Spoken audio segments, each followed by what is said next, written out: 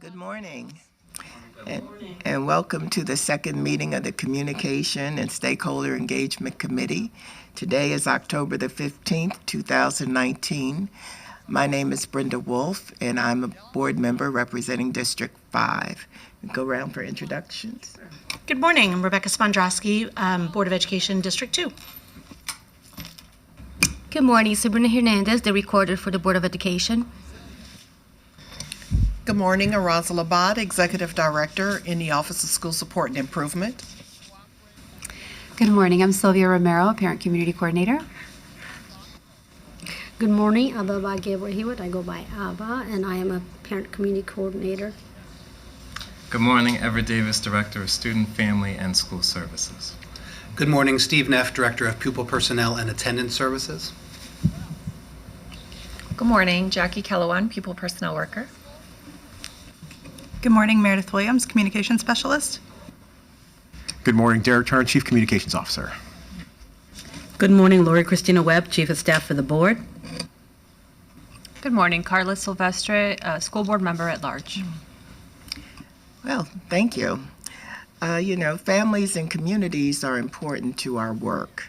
The Division of Student, Family, and School Services works with schools, families, and the community, and is dedicated to promoting the shared responsibility and mutual process of engaging families. Today, we're going to hear about the work that they've been doing. As you know, we're trying to let everyone know what our communication outlets are and how they work. And this is a key one in addressing the needs of families. So let's get started. First, we're going to do the informational summary. Does anybody have any changes? Okay, good enough. Let's see. All right then, well, we're ready for Connecting for Student Success. So, want to get started? Yes, thank you. Thank you. Thank you. So good morning once again, everyone, and thank you to the board members, specifically those on this particular committee. Appreciate the opportunity, the members of my team that are here present as well at the table and also in the audience, and along with my colleague, Mr. Neff, here to represent our office as well as our division. And as we said, our goal for this morning in the presentation, Connecting for Student Success, all means all. It's a presentation, but I hope it's also a conversation as we go through. That questions will be answered, and also we can discuss how we can collaborate further together. So to ground our conversation this morning, I thought we'd begin with the family engagement core beliefs. Just to give us a little bit of background and research on family engagement. And we operate, just to give you an overview, we operate from an assets-based mindset, much as we do for our kids, we do for our adults as well, for our parents specifically, not from a deficit mindset. And I can say specifically during my tenure as an educator in Montgomery County Public Schools that having served multiple communities, multiple grade levels, and multiple communities, that this is a foundational core belief. We talk about key messages. These particular core beliefs, so specifically the first one and the second one, that all parents have dreams for their children and want the best for them, and all parents have the capacity to support their children's learning. I believe very strongly in these and recognize that it might be different for each parent, the different supports that are needed, but I've never met a parent in my tenure, and as I said, in serving multiple schools within our district, who says that they don't want the best for their child. It's just up to us and working together to ensure that that happens.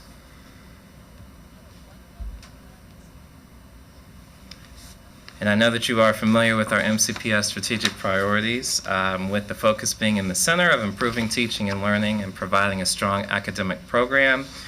As you can see to the right, our particular circle, if you will, a focus area to help make that center circle happen is the area focusing on community partnerships and engagement. And specifically, the work of our particular division is removing those cultural linguistic barriers, because we recognize that those are some of the barriers, and I'll go into more detail a little bit further in one of the slides further in the presentation, our conversation, to unpack that a little bit further. But also, another one of the focus areas within this circle is facilitating two-way communication with all of our stakeholders. And if I take you back to that beginning, that all means all, and we are connecting for student success with our families, with our schools, and with our community, we're really looking for that two-way communication to occur with all aspects of all of our stakeholders, and we want for our families to feel valued, to feel invested, and to be a part of the community. And once again, it's our work to ensure that that happens for all of our families. And just to give a little bit more background, and once again, I know that the board is familiar with this particular policy of family engagement standards, which is grounded in the work by MSDE and also by the National PTA. And you can see the standards are listed there, the 6 standards. But what I think is most important to take away from this, in addition to it directly aligning with the work at the state and the national level, is that it's an obligation to engage our families. Yes, it is a best practice, but schools, communities, we are obligated to engage all of our families in their child's education, and also to engage them in the work of the school community. And just to highlight a couple, we are welcoming all families regardless of the demographic. We are also communicating effectively, and that might look different in multiple ways, whether we're using paper, whether we're using media, whether we're door knocking, for example. Meeting our families where they are is so critical, and that we're doing it in a culturally sensitive way. And then the last one, just to highlight another one of the bullets there, is collaborating with the community. I know that in our office, in particular our division within our office, that we are collaborating with our community partners such as social services, our faith-based organizations, and multiple community partners that we are engaging in this work.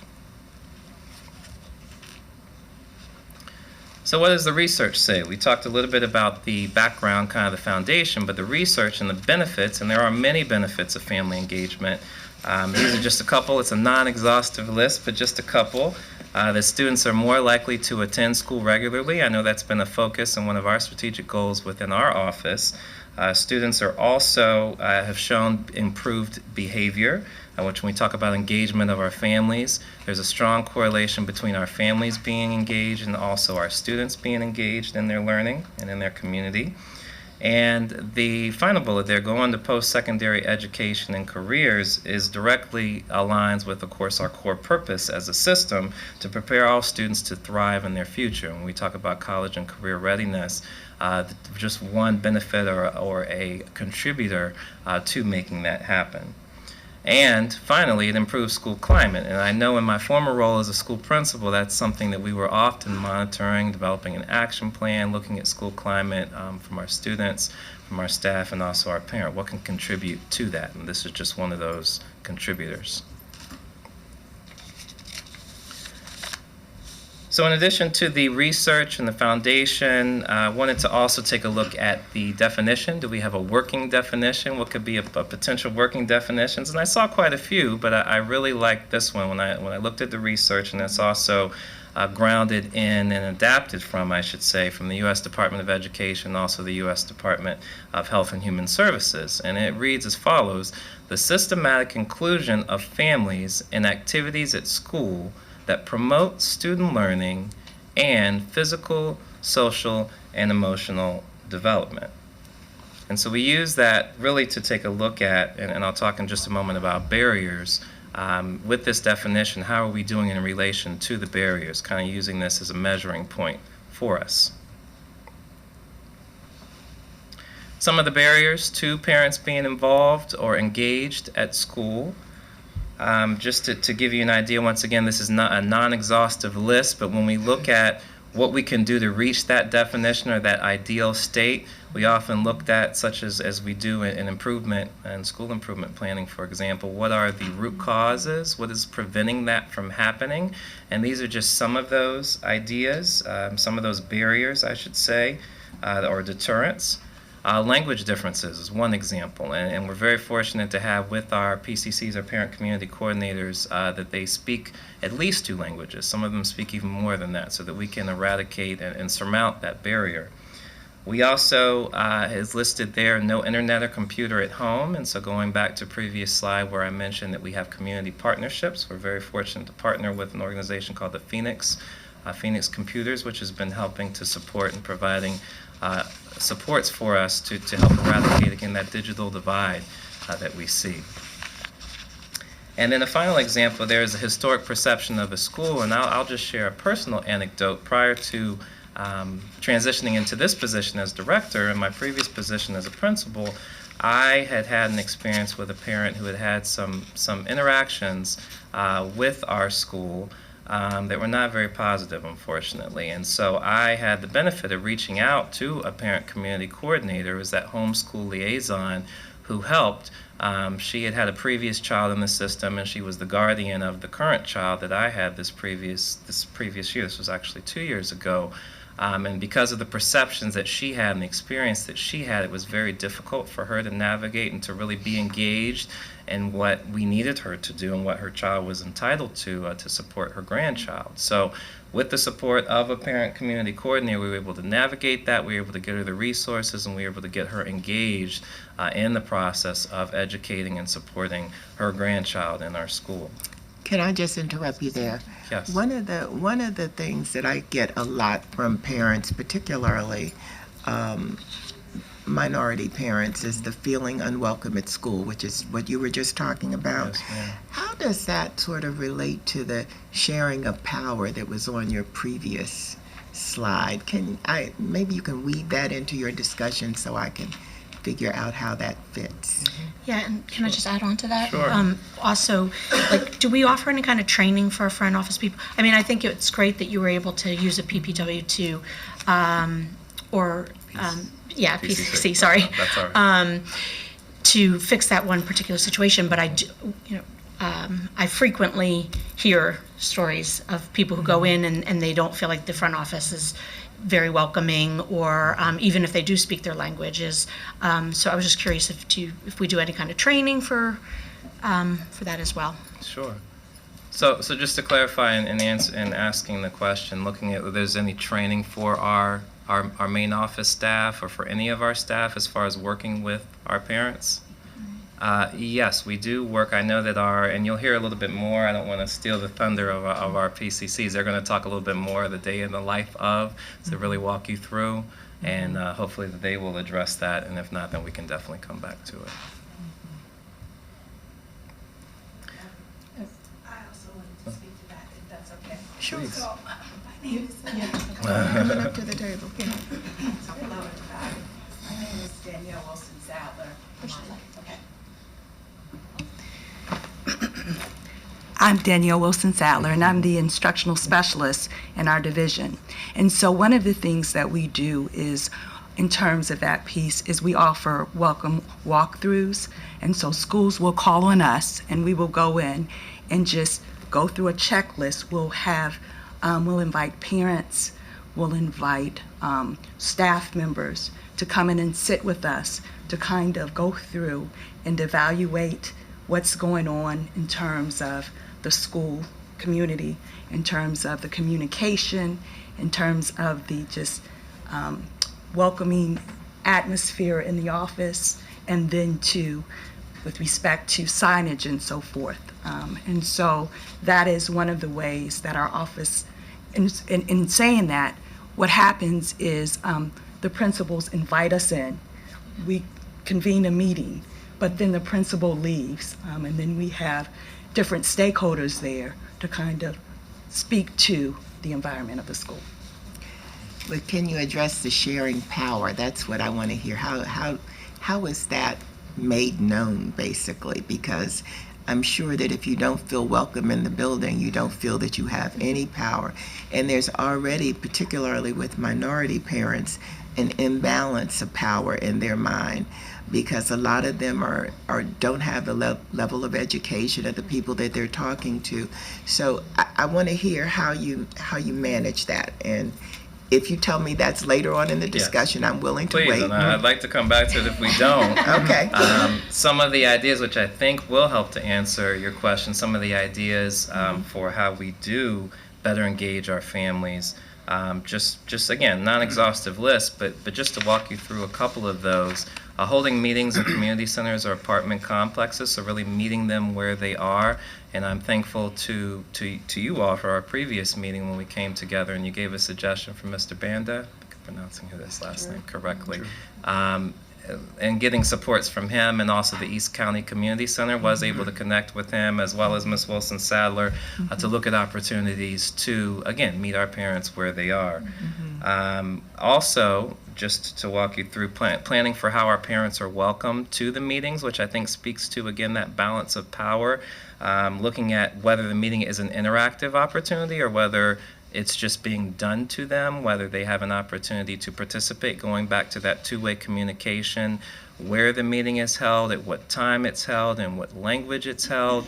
Also looking at how are they greeted when they come in? Is there an opportunity for them to have some sort of a greeting, whether there's a student ambassador making them feel comfortable talking about the balance of power? It's definitely different, I believe, than if there's someone that they're familiar with versus someone who they are not, or whether there's a parent, potentially a parent leader, who is also welcoming them. So these are all, I believe, first impressions. We talk about how first impressions are extremely important and encourage that balance of power. I think these are all critical components that need to be considered whenever we are planning for parent engagement. I'm going to jump in one more quick second, if it's okay.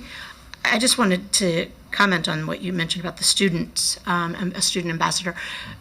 I think that's a fabulous idea if we could have students working in each of our, obviously maybe not at the elementary level, but do we do anything like that now where we would offer kids SSL hours or anything to be able to go and work in the office? I used to work in the front office of my high school, so. We do, and I can again have our PCC speak to that, but I can speak to having visited several of our PCCs who were conducting parent engagement activities and providing resources where they did have students. In fact, I was personally greeted by a student when I went to visit one of our PCCs at a parent chat. So yes.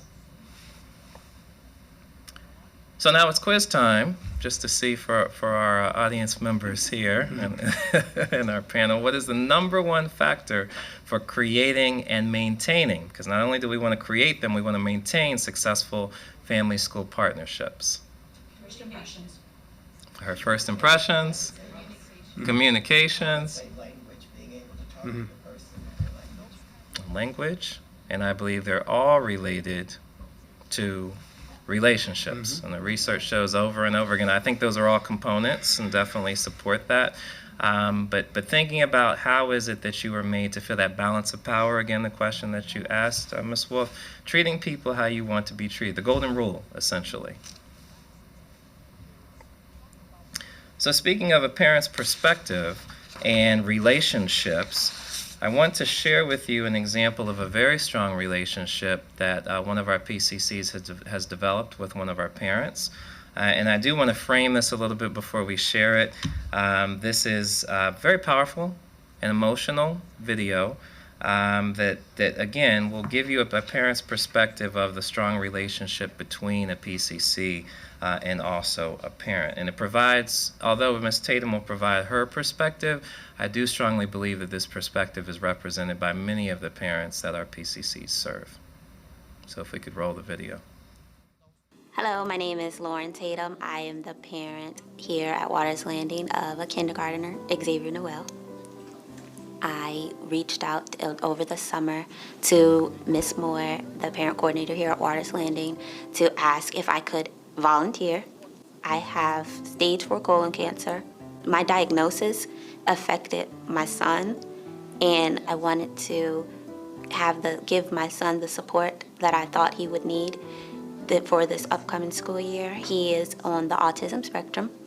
I'm fighting this disease, but I'm also raising a child who I want to excel, and reaching out to the parent coordinator, Ms. Moore, and she's, like I said, she's able to speak with Ms. Harris, the principal here at Waters Landing. Ms. Harris is able to contact Xavier's teacher, like I said, and they're all working together, so Xavier's days are great.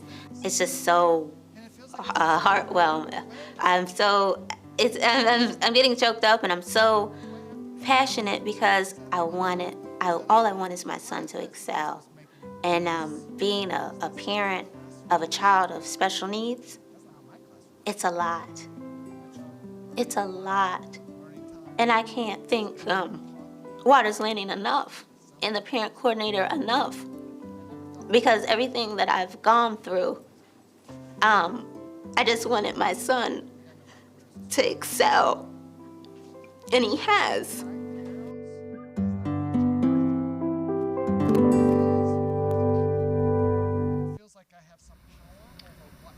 So I want to thank, excuse me.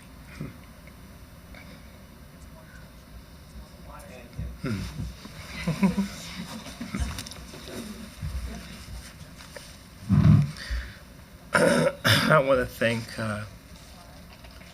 thank Ms. Moore and also Ms. Tatum for being here today.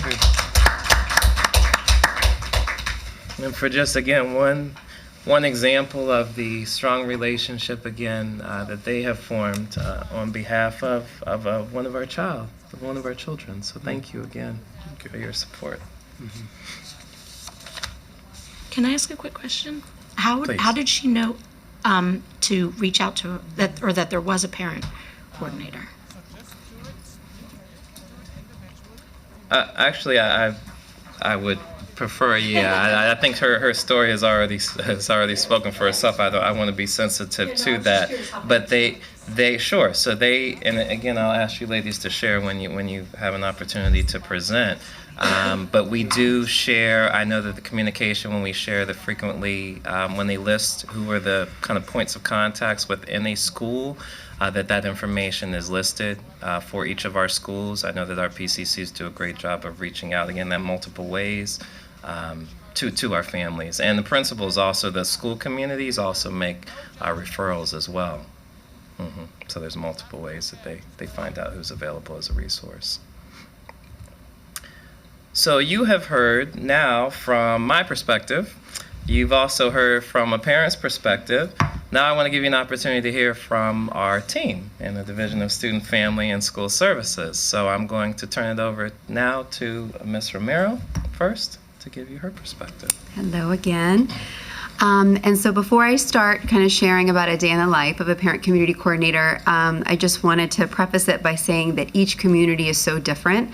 And so as PCCs, we really adapt our services and how we support the families just based on the community that we're serving. So my day begins before I even arrive to school. Even just this morning, I received calls and text messages from parents just sharing that their child is sick today, so they won't be coming. Their bus didn't show up, even though transportation had already confirmed with them that their METS child, who receives a special bus, should be receiving one.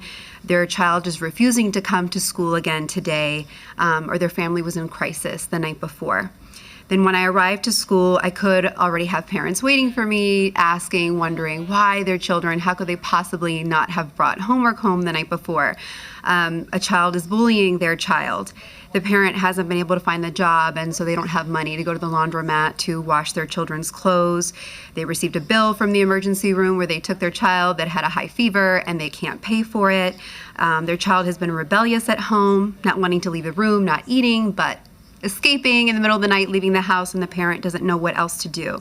I could be leading a workshop teaching parents what it looks like to be in school in the United States and how to find the bus, remembering the name of their child's school, reminding them to update their contact information, how to open an email account, activating their parent portal so they could be checking grades and other information, teaching them how to read a report card, how to communicate with staff, and even going on home visits, because it's a lot easier to meet with families in their home, or it's more comfortable for them rather than coming to school, or to discuss other concerns that we have in the building. Could be attending EMT, IEP, intake, attendance matters, or other meetings such as those, and really making sure parents have an understanding of how that's impacting their child and the steps that need to be taken after the meeting.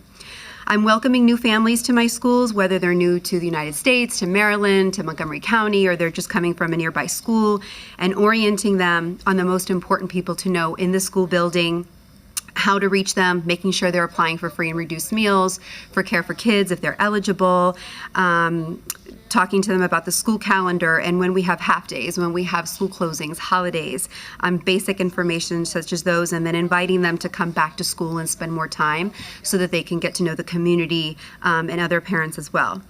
But my time isn't just with parents and guardians. I do spend a lot of my day getting to know students and supporting them with their academic and social emotional needs. In my schools in particular, there's critical needs within the ESOL, METS, and Latino populations. And so our families are very heavily impacted by trauma, and so they need further support just even on their day-to-day tasks. Last year, for example, I had a third grader come to my school. He had recently arrived from his country, and he had a bullet still lodged in his leg.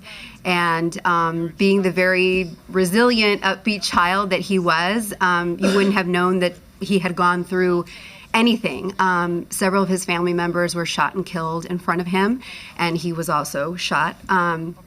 And he just, lifted his pant leg like if it was just, I fell off my bike, showing us the bullet. And so after working with the health technician and the nurse and reaching out to his dad, we were able to find services for him so that he could, get that taken care of. And eventually the bullet was removed. But it was a lot of work between all of us in the school, even to help his parent feel comfortable of where to take him, because they had no money. So he had no extra money to pay for those medical services. So that was something that, just really stood out to us. And, a child that young experiencing that and still showing up to school with a smile every day. There aren't enough counselors or staff for the amount of need.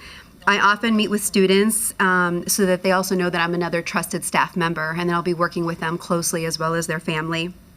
I check in with them, see how they're feeling in the transition at school, at home, in the community as well. I'll check with them with grades, ask them what challenges they have, but then also what things they can celebrate. And in collaboration with counselors, I'll often run circles or groups, particularly with the new students, just to give them a place in their academic day to learn more about themselves and giving them an opportunity for social emotional growth. In addition, providing within these groups, students with the new student orientation, student rights and responsibilities, and other sorts of student policy information as we collaborate together in the school building. And with community partners, I work a lot with families and refer them so that they can get more food for their family, more clothes, furniture, computer and internet, English classes, job readiness classes, citizenship preparation classes, even stores in the community that might be hiring so that they can find employment, legal services, baby items, medical bills, dental services. And I've even asked for donations just within my own community where I live, because we could never have enough in my school so that I could have it there as needed. I've been working with one mom for the past several months, and it was just casually that the need came up in one of my schools over the summer. We did this in all three of my schools, but this one in particular. Over the summer, we spent time doing home visits, and we talked about what students were new that had come towards the end of the year that we hadn't really gotten to know the students very well, or the parent. Or some students that we were concerned about for different reasons, and so we wanted to establish more of a relationship with them so that we can talk about what are needs, what's gone well last school year, what are some things that can be improved, and have that discussion in a comfortable place so that then when we start school, they're ready. So just from one of those casual visits, I got to know this mom who they had also just arrived. She already had 3 children, and she was pregnant. And so just arriving to the country, they're very limited. One parent may be working, and that's a very limited income, and they have all the children to look after. So I was able to connect her with a community organization that specifically helps pregnant women and provides a lot of clothing and strollers, diapers, wipes, all kinds of things. And they even help to pay for ultrasounds once the pregnant woman is connected with the county for medical services, they help to cover some of those things. So just seeing the smiles on these parents of how grateful they are, because they, as we'll be discussing, they can be reluctant to share their story and to share that they need help. And it's very humbling, because one of the first things that I say to my parents, and a lot of times just because of the time that I'm there in the building, I don't get to meet everybody. So a lot of times it's over the phone that I check in.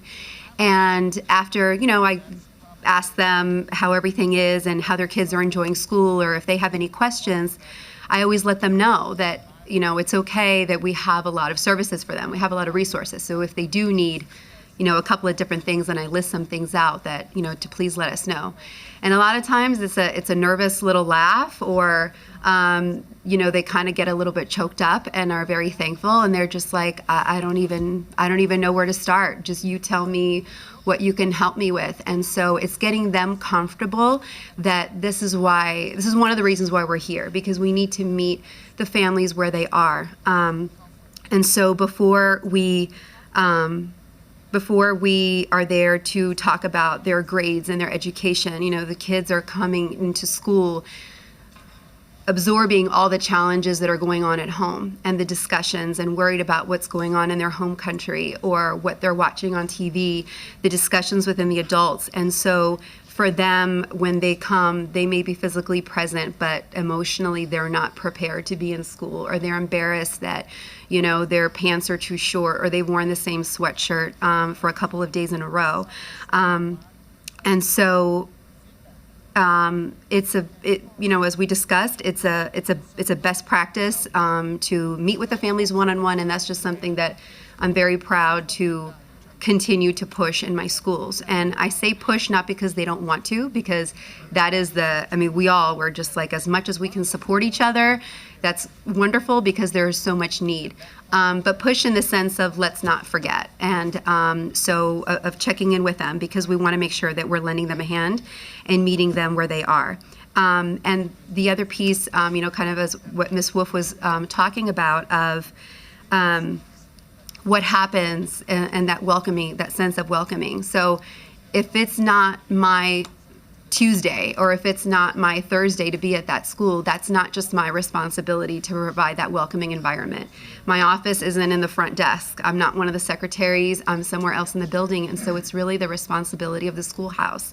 And that's something that we can help, to bring those suggestions and bring those strategies. But it's something that has to be continued, that it has to be those front office, because it's the same. Parents will complain to me, and it's one of those building their capacity and helping them to advocate for their kids and feeling comfortable of, you can, take this to the principal. There are other people that you can share, and giving them that power.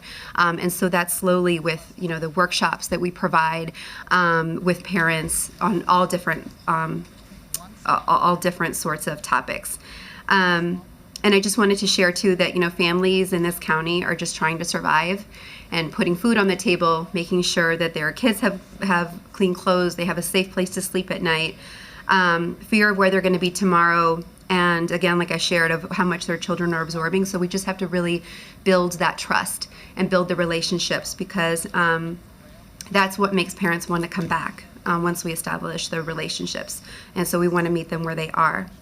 I wanted to share one family that I've been working with for several years. And this, again, it was just a casual, happened to fall into getting more details from this parent so that we can further support them. So this family had been homeless for a long time and had been shuffling from school to school. And so, of course, there were several absences because of that. And I called the mom just to find out, she's back in our school, and to find out what's been happening. And although other people had already started to support, no one had really been able to have the mom sort of articulate why the student was out. And so in one of our conversations, she mentioned that she was looking for a job. And so because of her circumstances, really that was very limited. So I offered to help her to create a flyer that she could put out in the community to, hopefully have people reach out to her. And so when she came to the school so that we could do that, she just, I guess just was comfortable because I had approached her several times, and she just started sharing so much. And it was a lot of trauma from her home country to travel here, to trauma that they were experiencing with a family member that they were living with, and how that was impacting their kids. And so it's just been years and years of, trying to help her, connect her with different agencies and going through the different MCPS processes with attendance and with the county. And it's been a long road. And she's, made some advancements, and there's still, it's a work in progress. And it's one of those that, it's not fixed overnight. They're still going to need a lot of support, but it's one of those that we don't give up. Because as frustrating as it is that we want to help and we can see that there's more that can be done, again, it's just giving parents that information and try to giving them that power to do those things. And lastly, I just wanted to share that I've been in this position, this is my 13th school year, and the roles and responsibilities of a PCC have really evolved. It's changed a lot, and we've always worn many hats, but it's just because we're adding on, from social workers, we're counselors, we're friends, we're event planners. We do all these things, but for sure we are absolutely passionate about our work, and it's something that not everybody can do, but I can tell you that we all wake up and show up to our schools with a smile, and we are ready to go for whatever the day. No one day is the same, but it's a big heart that we have and ready to serve every day. Thank you. Ms. Romero, how many schools do you cover? I have 3 schools. 3 schools, and what levels? So I have an elementary school where I serve all families, all students, and then middle school and a high school where the focus is on the MET students and ESOL 1 and 2 students that have higher priority as far as need. Thank you.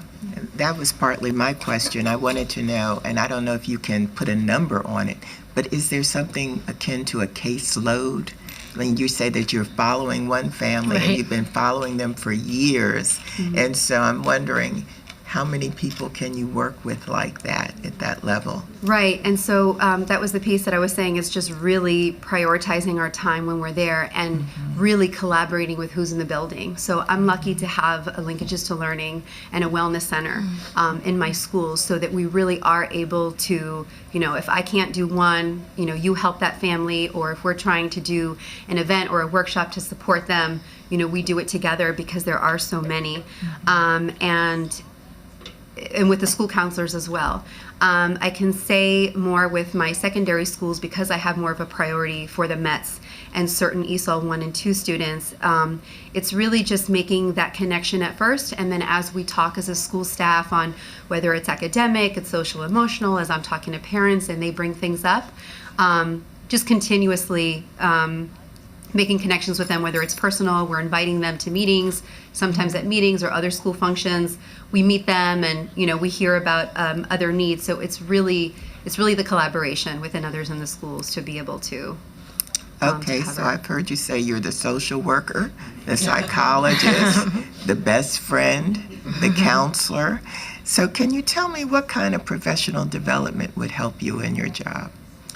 And that was something that some of us have shared because, again, the needs are changing. And so we are naturally in a situation, in conversations with families that sometimes are uncomfortable. But again, it's not something that we're going to remove ourselves from.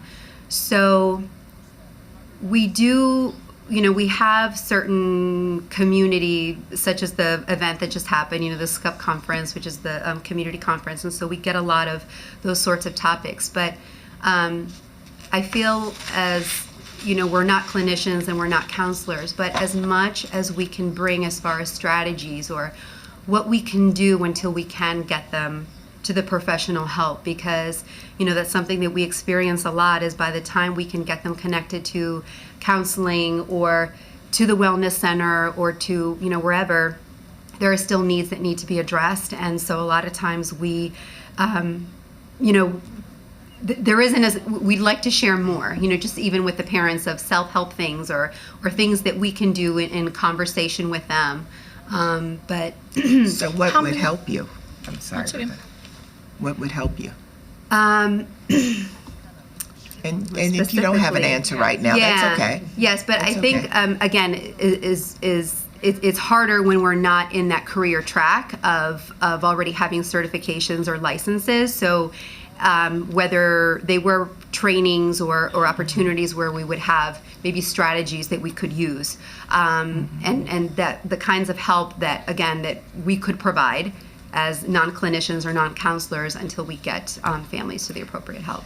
So just so I'm clear on what you're saying that there are trainings that you might like to go to that are not available to you because you're not in that particular career track. Correct. Okay, thank you. And I just wanted to interject as well, just to share that the PCCs do have an opportunity, although we're in the spirit of continuous growth and improvement, the PCCs do have an opportunity to come together as a PLC, as a professional learning community, once per month.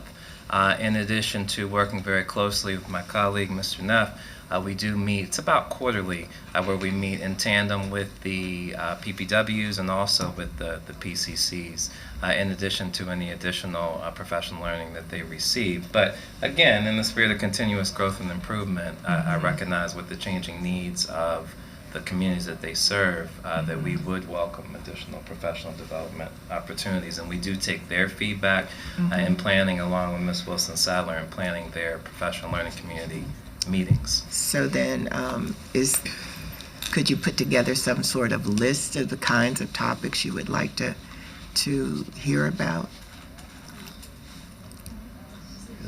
Yes, for sure. I would be absolutely interested in seeing that list. Thank you. Yeah, there may be a lot that we already Yeah, do that it you could might just be join in something, with. yeah. How many PCCs do we have? A total of 38. And so obviously that's not enough to cover 207 schools necessarily all the time.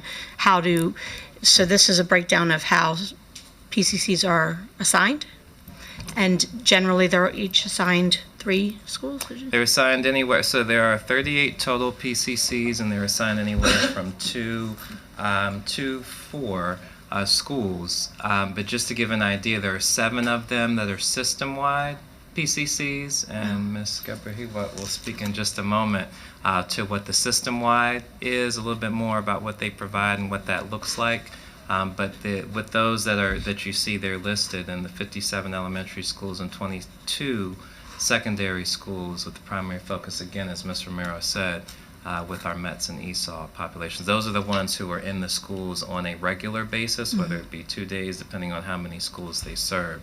And then the system-wide, again, she can share with you a little bit more about what that looks like. And if a school feels like they need the services of how do they just call your office and request it? And how long does that, what's the waiting period on that? Sure. There's a request form. So although those are the schools where they are actually based, we do service, as I think I heard Ms. Romero say, that we do service all 208 schools, and they would request the form. It's actually on our website. They would request, it's a referral form, and they would request support in a particular language. For example, MHARC, as she can speak to, if a school needed, that's not one of those 57 or 22 that are listed up there that needed MHARC support, they would request it via the referral form. Okay, thanks. How long is the wait for, if once a request is put in?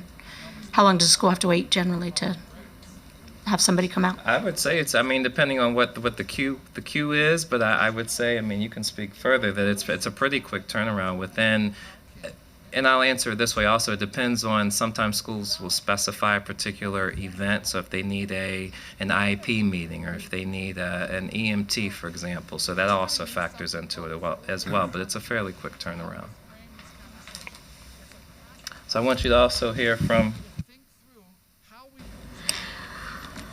First of all, thank you for this opportunity. As Mr. Davis explained and as Sylvia explained, we have a vast array of responsibilities, and somehow we make it happen because we work in collaboration with the school staff and other departments. So I think our role is to facilitate, to make sure that nothing is left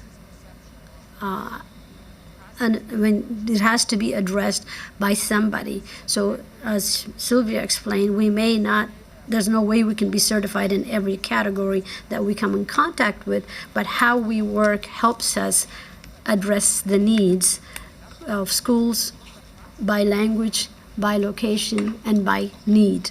And I am part of the team that is a system-wide team. How we differ is that I have an assigned school, an elementary school. We all have elementary schools. And then I work with the middle school and high schools by referral. The referral will explain what the need is. It could be initiated by a teacher, an administrator, or another staff that comes in for a different role. That could be a PPW or a psychologist. That request helps us prioritize, meaning, is this a crisis? Is this basically, we have a new family, can you please give them an orientation?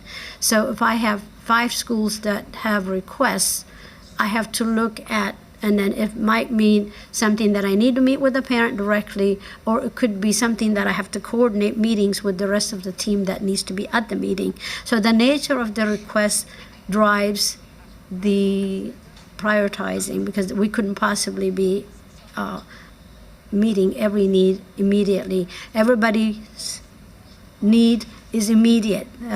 Come today, come right now. But we have to help them understand. And then to alleviate the pressure from the staff who's trying to address the issue, could be attendance, it could be people just simply not knowing how to communicate back to the school. A child is sick and their child has been to the hospital, or the school doesn't know. So we have to come in and help the parent. It could be via phone. We could have a 3-way conference, telephone conference.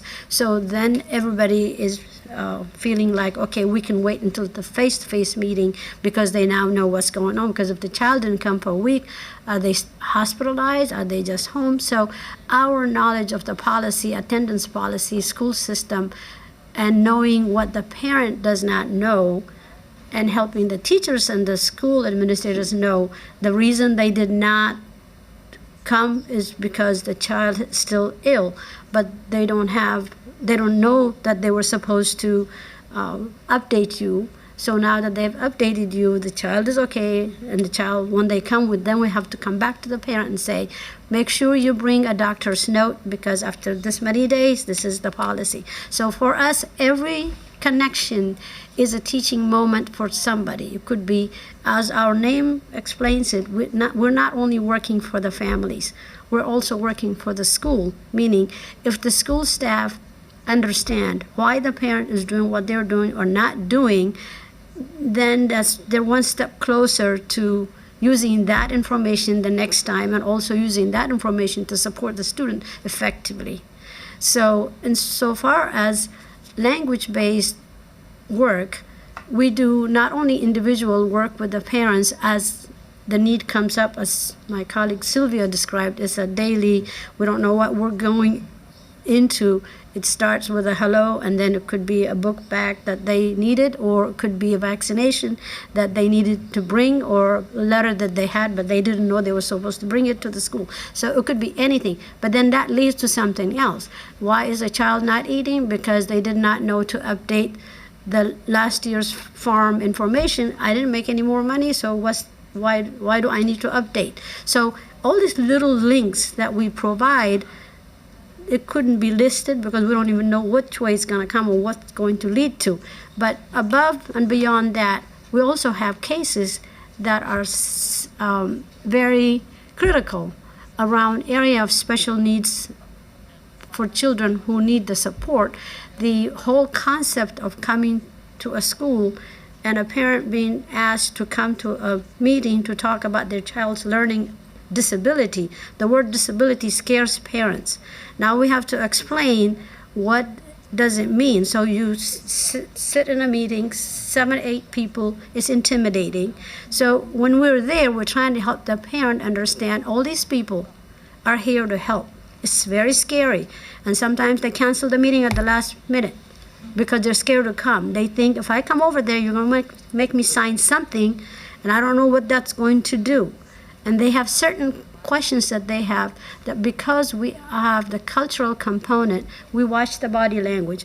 It's not just language. If a parent asks a certain questions, 8 people may not know what that means, but the PCC might know because we read between the lines. So a parent may ask, for example, do you have the program that you think my child needs at your school?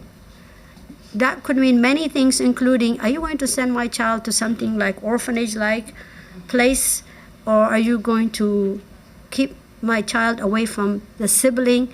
And if you take my child and send them far away, will I see them? What does that really look like? So the fear-based question could be missed. And so we come in to help the parent fear surface, and then sometimes they won't say it at the meeting. A meeting has gone on, and when we're stepping outside, they ask us the question. Now we may have to reconvene and say, a parent just asked this question, can we go back? Of course, there's another IEP meeting. You can't. So we have to have a follow-up meeting. So time that is needed to help the parent walk through the process can only happen if we catch that little fear. That maybe they have not showed up for several meetings, and school staff are wondering, why don't they show up for this meeting? It's because they're scared. Scared of what? Of the unknown. And so also when they're sitting in a meeting and a teacher says, your child is wonderful, they're very polite, and then comes the rest of the stuff, okay? They are reading at a second grade level. The child is seventh grader. So a parent is thinking, why isn't my child doing what they need to do? It's not about what they need to do. They need support to learn, to catch up. It could also be other than the assessment. A psychologist assessing my child. What does a psychologist mean? Like mental. My child is not mentally ill. No, that's not what they're saying. They're saying academic assessment. So we're constantly navigating the different groups hearing different things.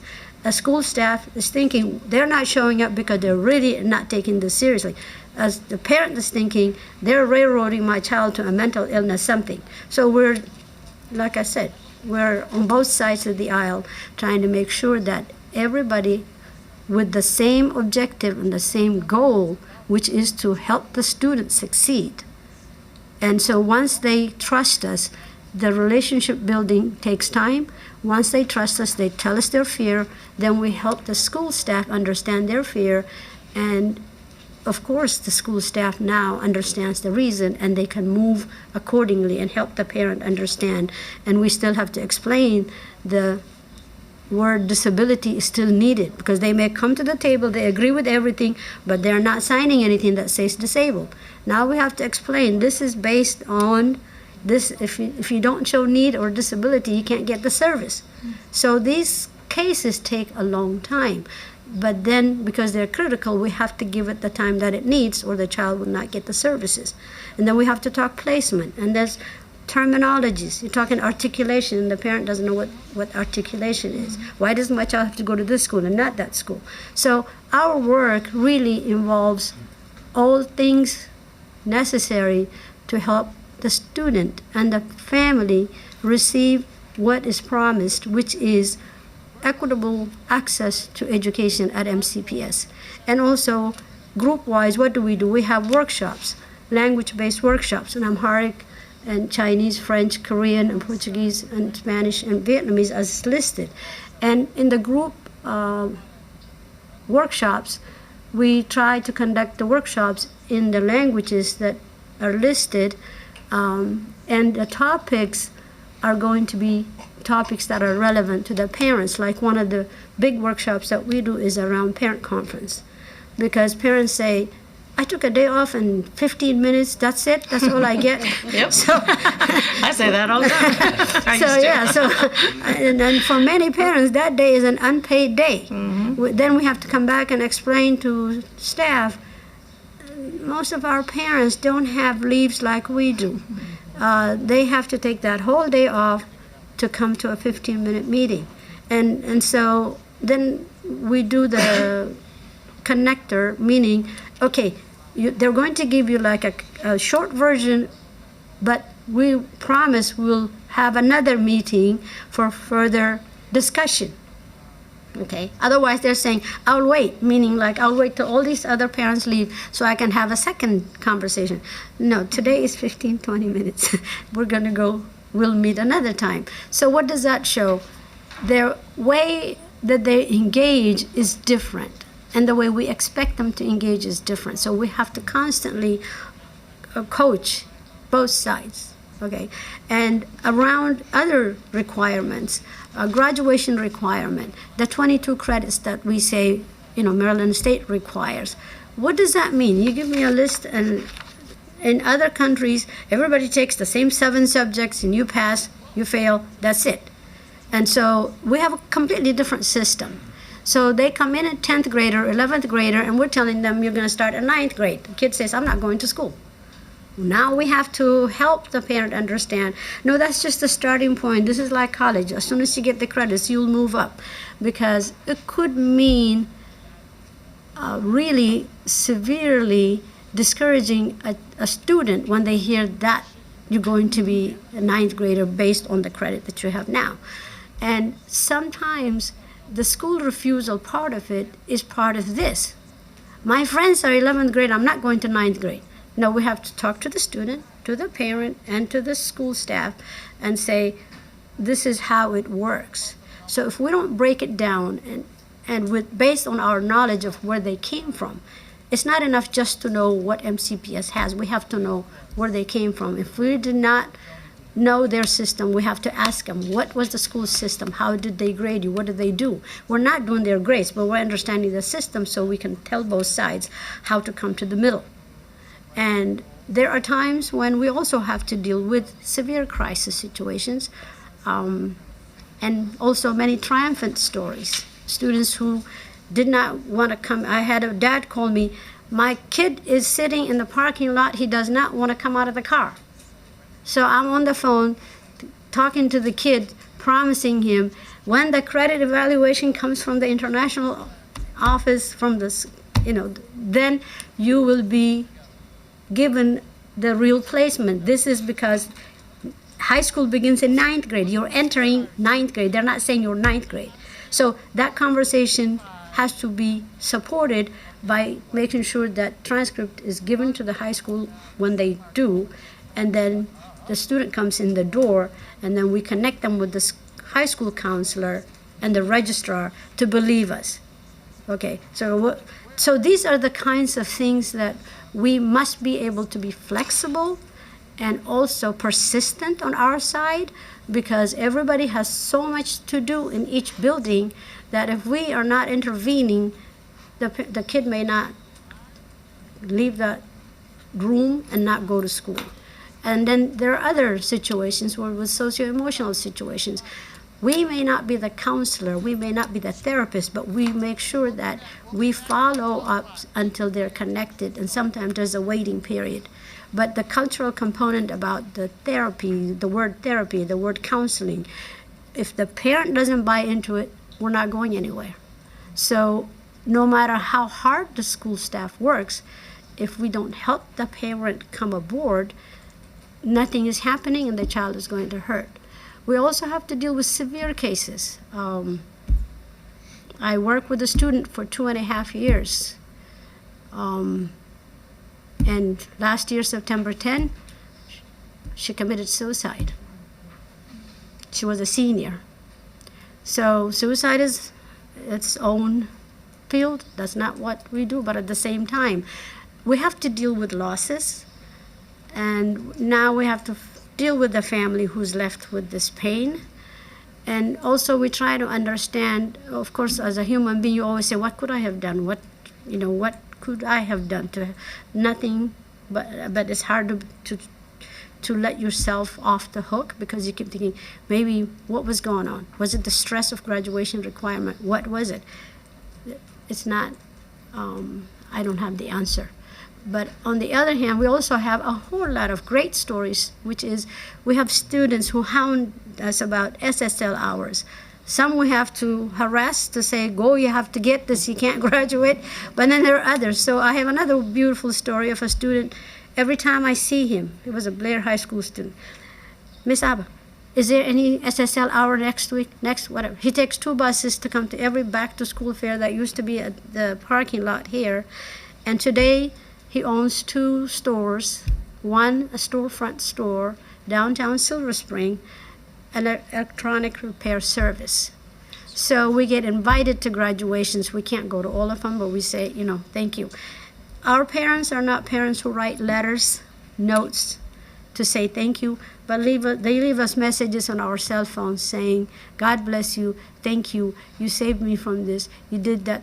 And for us, in a way, when we say, I am really tired, I can't do this anymore, and then you get a voicemail. Okay, one more day, let's go. So our life is full of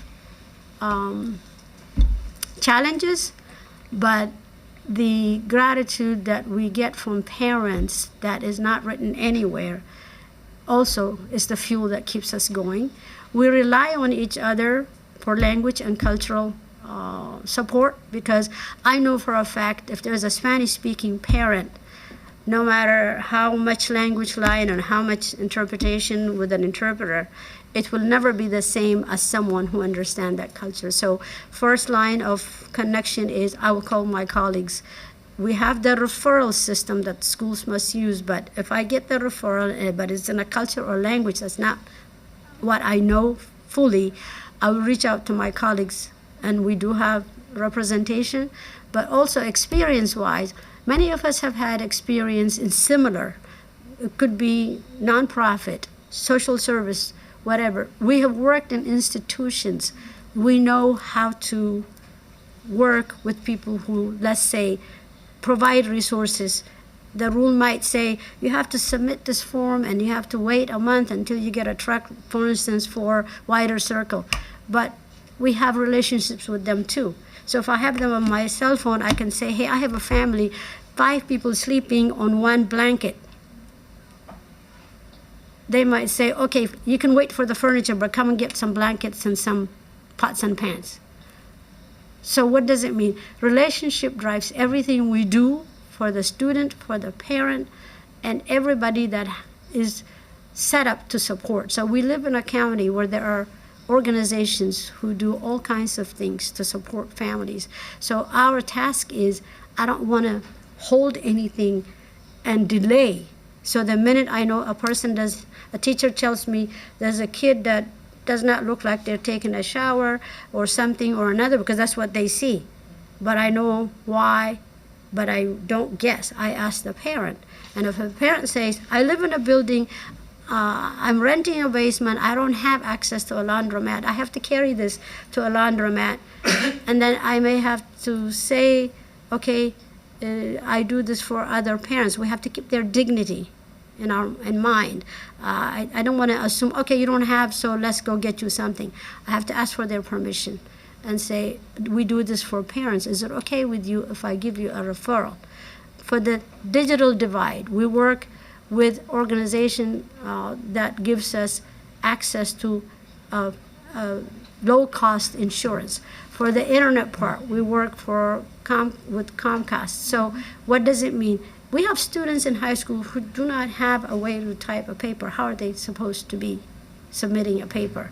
So we help them with that. So what it means is anything a child needs, anything a parent needs, what we do ourselves. What we don't do, we connect them with whoever is set up to do it in the interest of expedient support, because the 4-year that a child needs to graduate from high school is the same 4-year whether they came yesterday or today. And the child in middle school that is going through changes, we have to help. There are many factors that affect the student's ability to compete. And if the parents are not able, because of their language or their ability to help them excel, it's not because they don't want to, it's just that maybe they could be educated people who had high positions in their country, but right now they're cleaning toilets somewhere. So there is that emotional support that the parent needs. I can't provide the therapy, but I can tell them, hey, you're not a student. I can't have you see the counselor at school. But there are organizations like Every Mind, like Thrive.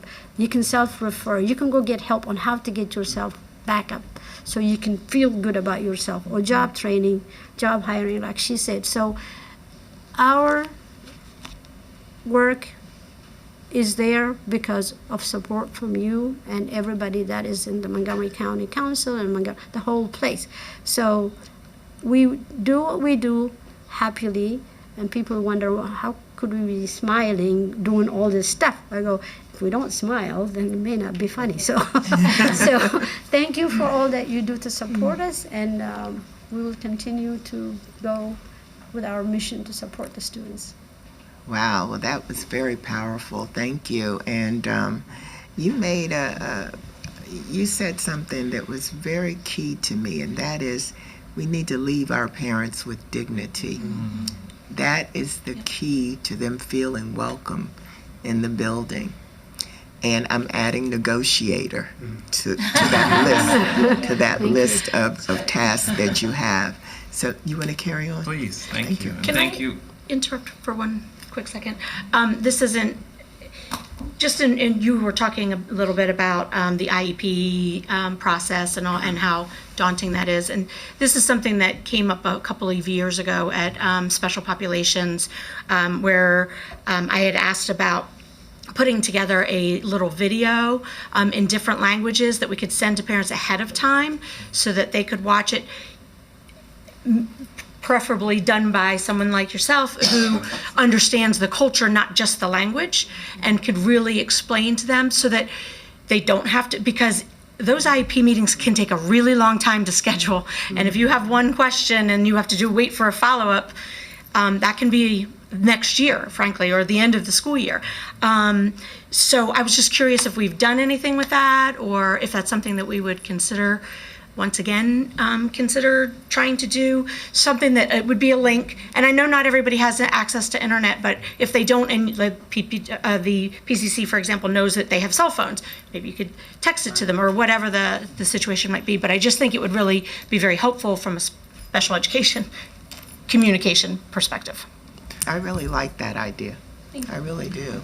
And I know you're speaking specifically about the IEP process. Well, we're about going to anything, share, actually. sure, and we're going to share actually in a little bit further as we progress through. I'm going to have Ms. Wilson Sadler, who works with our Parent Academy session, kind of more general, to share with you some of how we're leveraging technology, which I feel is when we talk about next steps, an area of growth for us, how we're leveraging technology to better engage a larger reach of our population. So we'll give an example of that as we continue forward.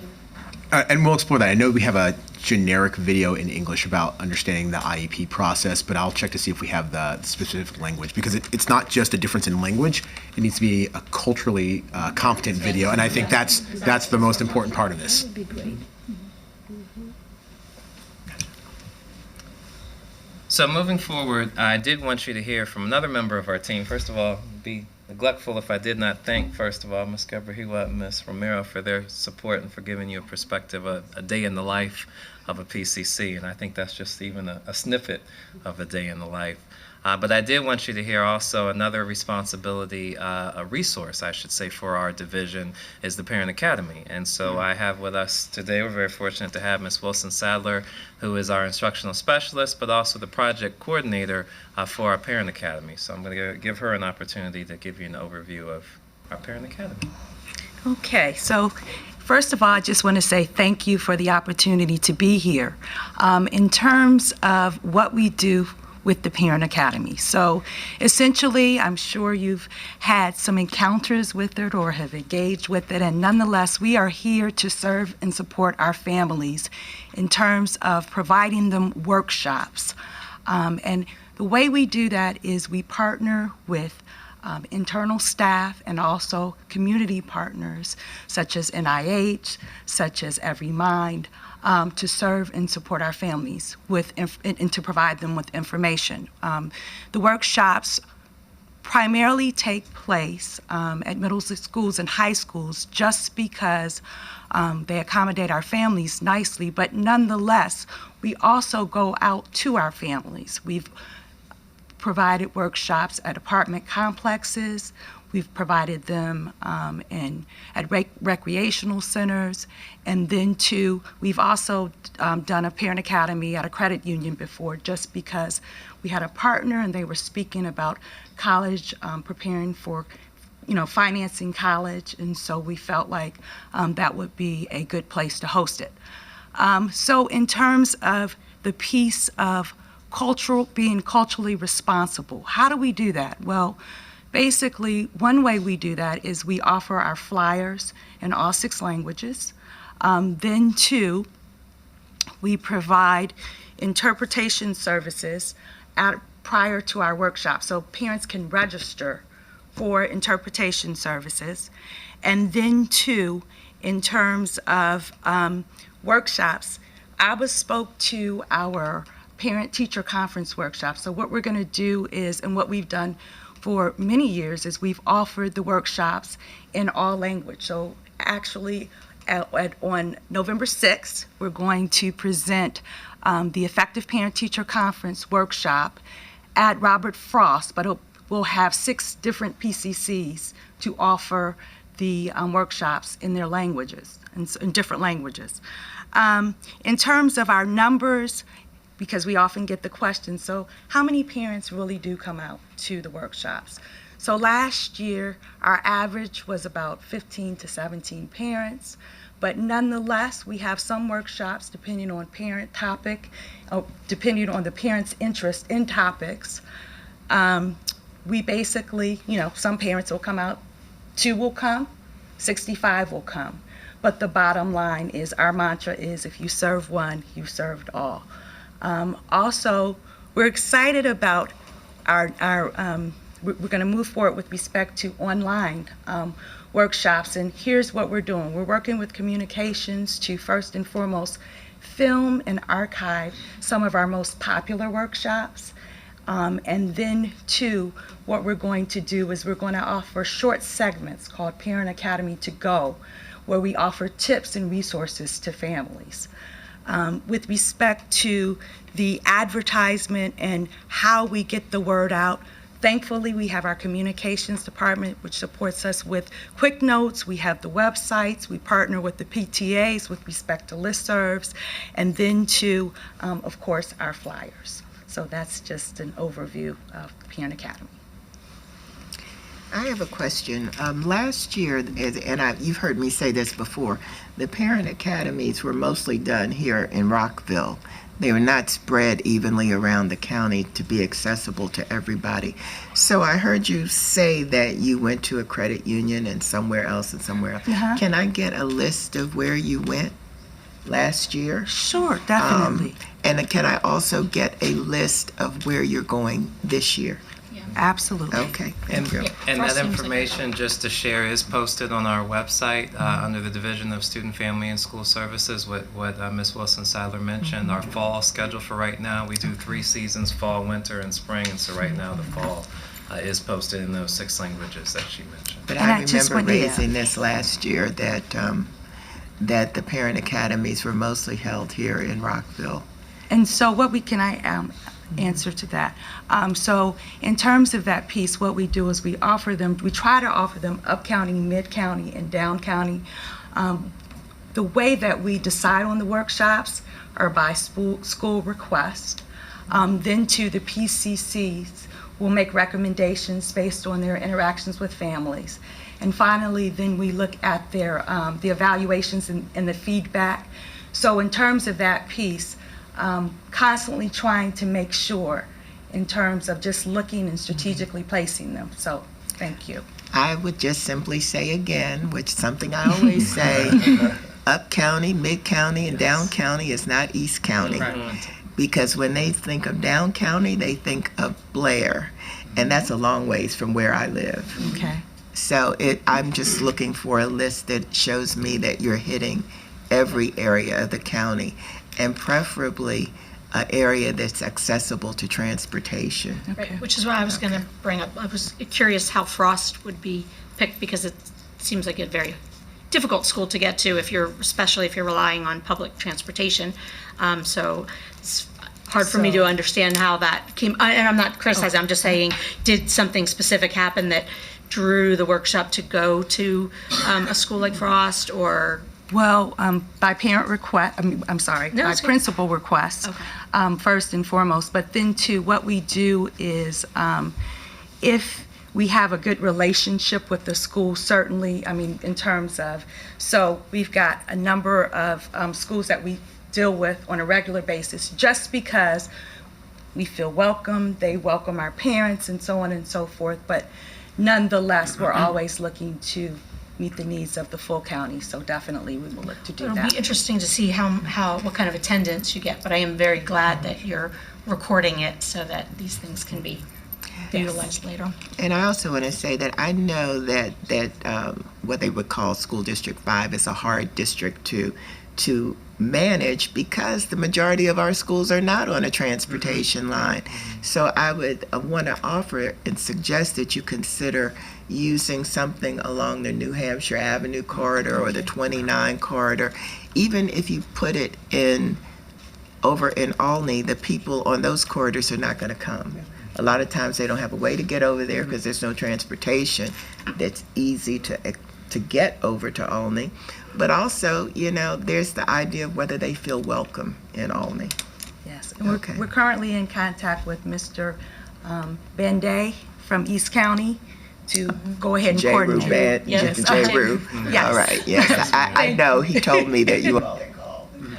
And I would just add too, before we show you, we wanted to give you an example of one of the taped sessions for our parent workshops. I would just add also that we work very closely with the George B. Thomas Learning Academy, and so in preparation for our parent conferences next month, we will be hosting, and our PCCs will be supporting us with this in addition to Ms. Wilson-Sadler. Excuse me, we will be hosting sessions at each of the George B. Thomas Learning Centers too, so that will help to address, I know, some of the concerns that were raised. So once again, we wanted to give you an opportunity to have a preview. It's just a short clip, a snippet of one of the parent conferences. This is Mr. Candidato, Navarro Candidato, who's another one of our PCCs, and I know Ms. Wilson-Sadler mentioned, as well as you heard from our PCCs here at the table, that we do also offer the Parent Academy sessions in language specific, non-English language specific. So this is an example of one that was facilitated in Spanish. So if we could roll the clip.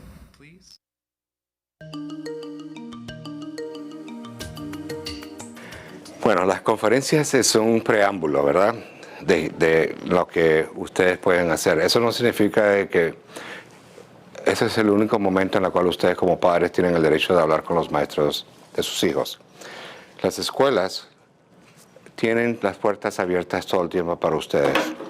Siempre ustedes pueden hacer una reunión o pedir un momento, unos minutos con los maestros de sus hijos para tener más tiempo en conversar con ellos con referente al rendimiento, al comportamiento o cualquier cuestión que usted tenga preocupación con referente a la educación de sus hijos.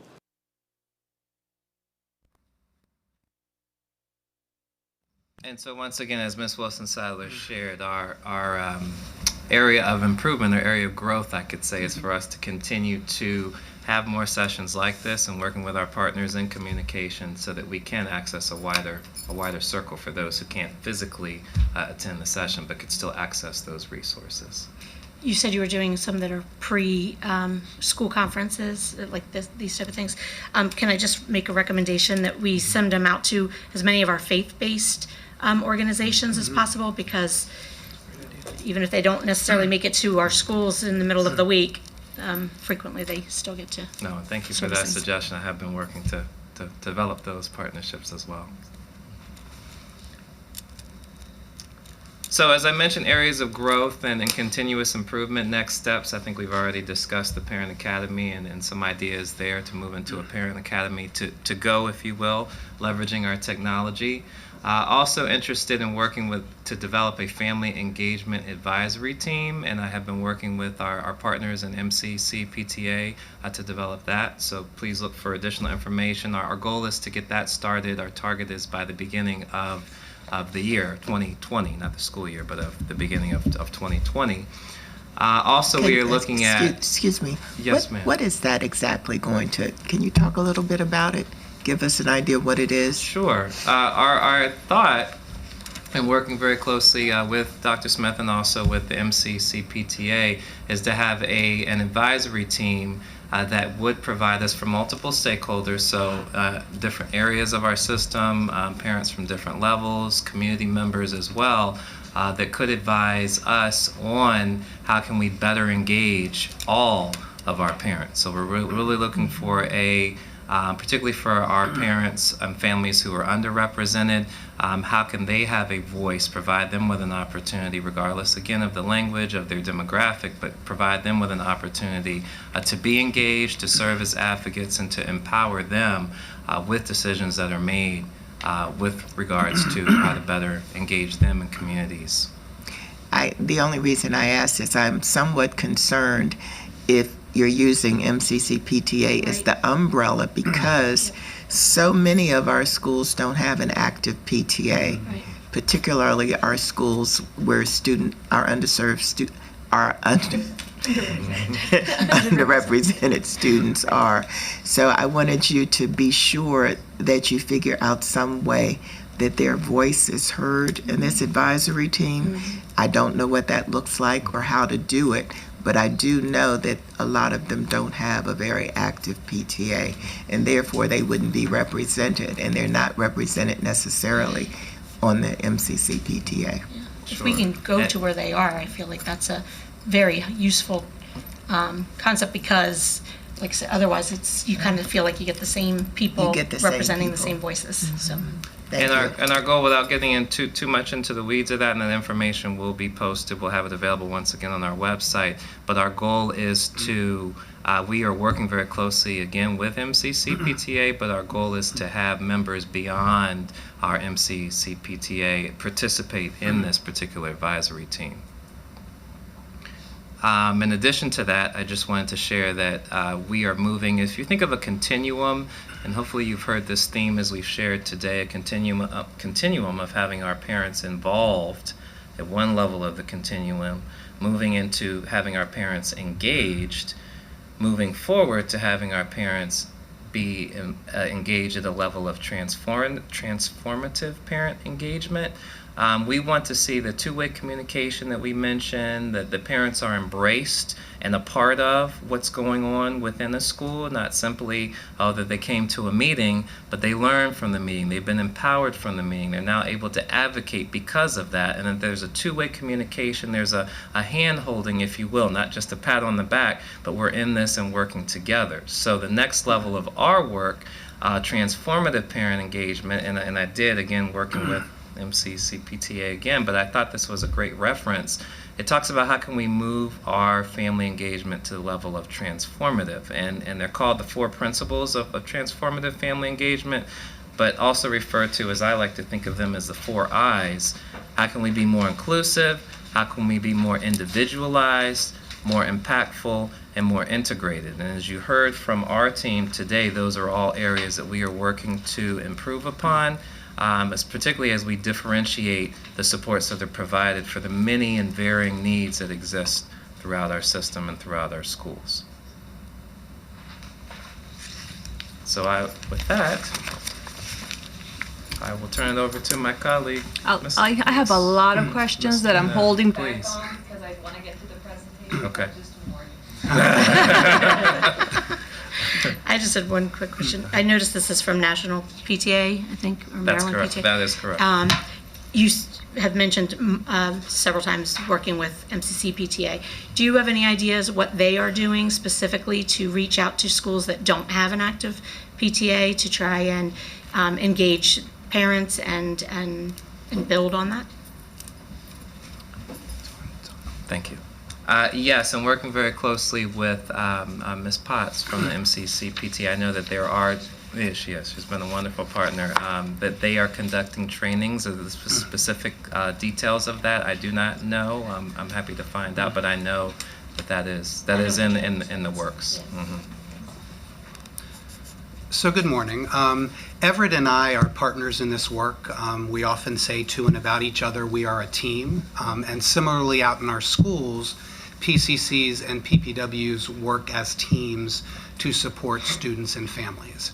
In schools that have both a PPW and a PCC, there are not such distinct avenues like I have a problem with A, go to a PCC, I have a problem with B, go to a PPW. It's not like that. It's I have a problem and we're going to figure out how to help you with that problem, and we're going to figure out who it makes the most sense to take the lead on that problem. So it isn't such a role distinction that parents have to figure out, who do I go to?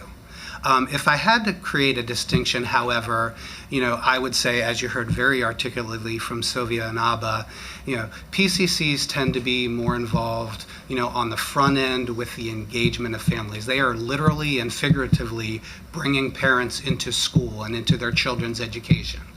And as you'll hear, as Jackie speaks in a moment, PWs tend to get involved even when families are dually engaged, or maybe those families that we can engage. There are still families and students who are experiencing significant barriers to educational success. It could be housing instability, it could be mental health issues, medical issues, discipline issues in school. And the PPWs tend to be on the more responsive end, diving into situations like that where families, are in need of intensive supports. But again, it's not a handoff. I've done all I can, let me hand it over. It's not a handoff back and forth, it's a sharing of roles.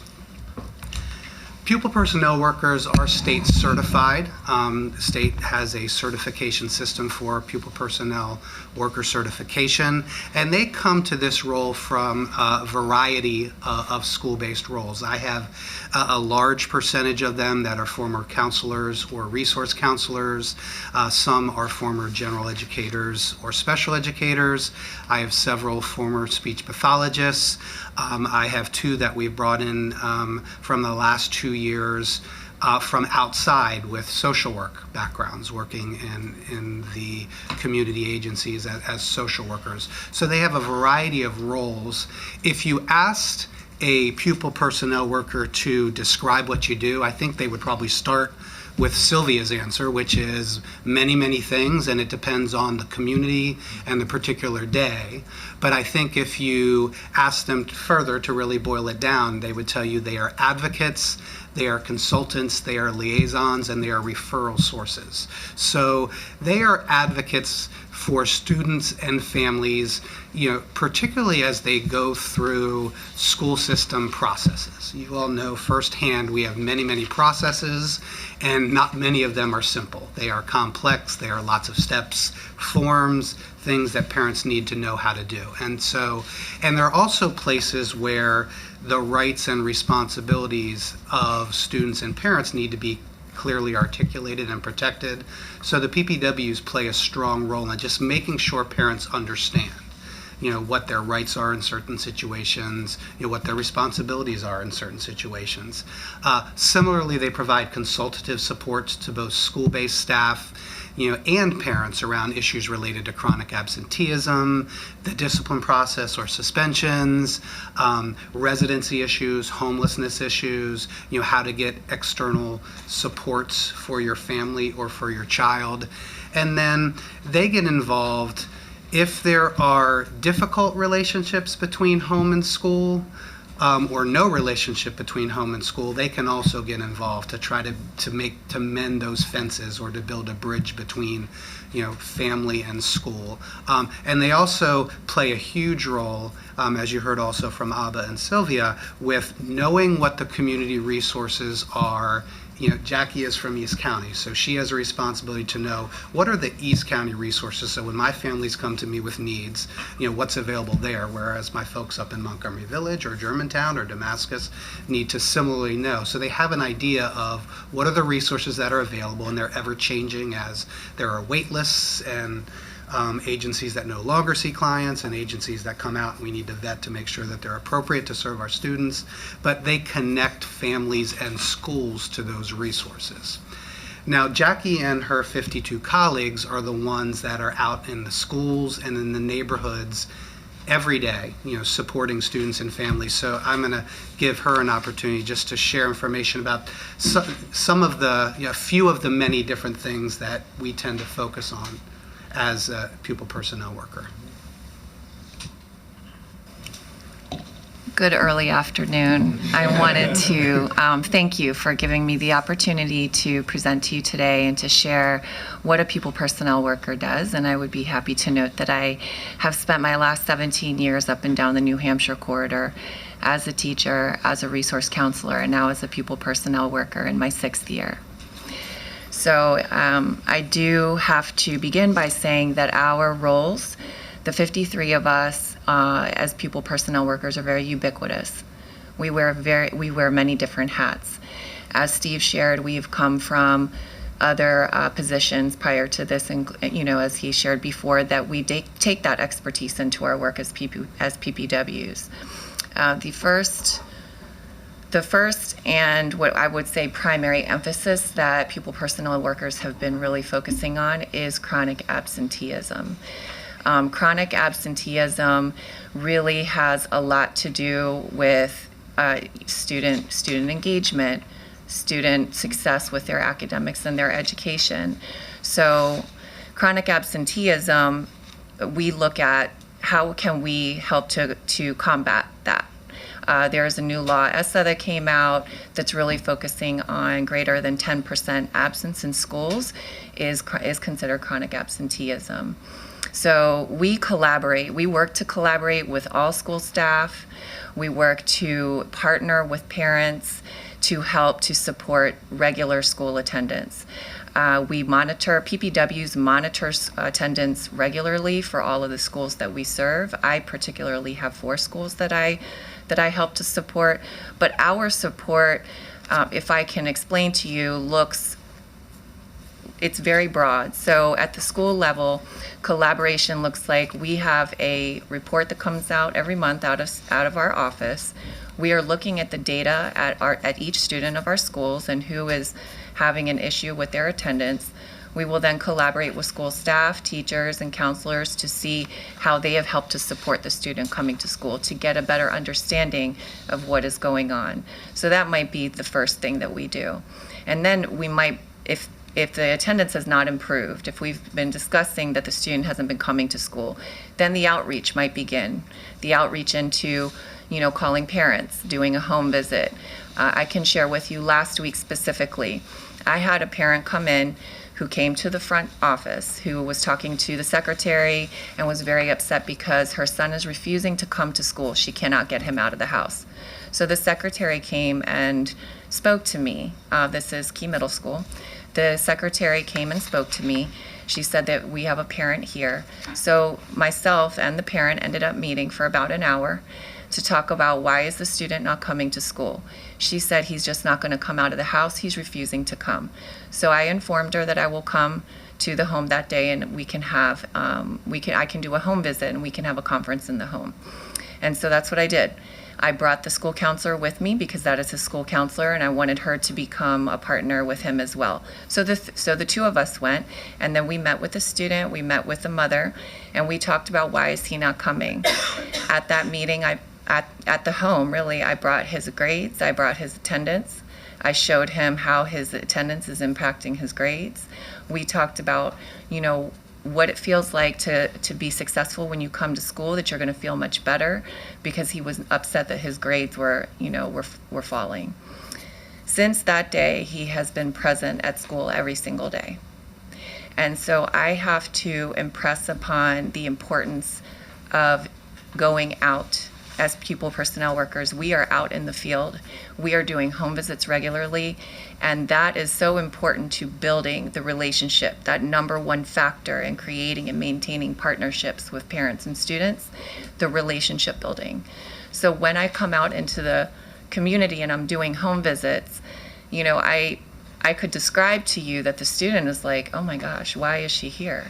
It really starts to build a personal relationship with that family. The mother, she was so happy that I had come. She gave me a hug when I left. Just for the fact that I had taken the time to come and show her that we care.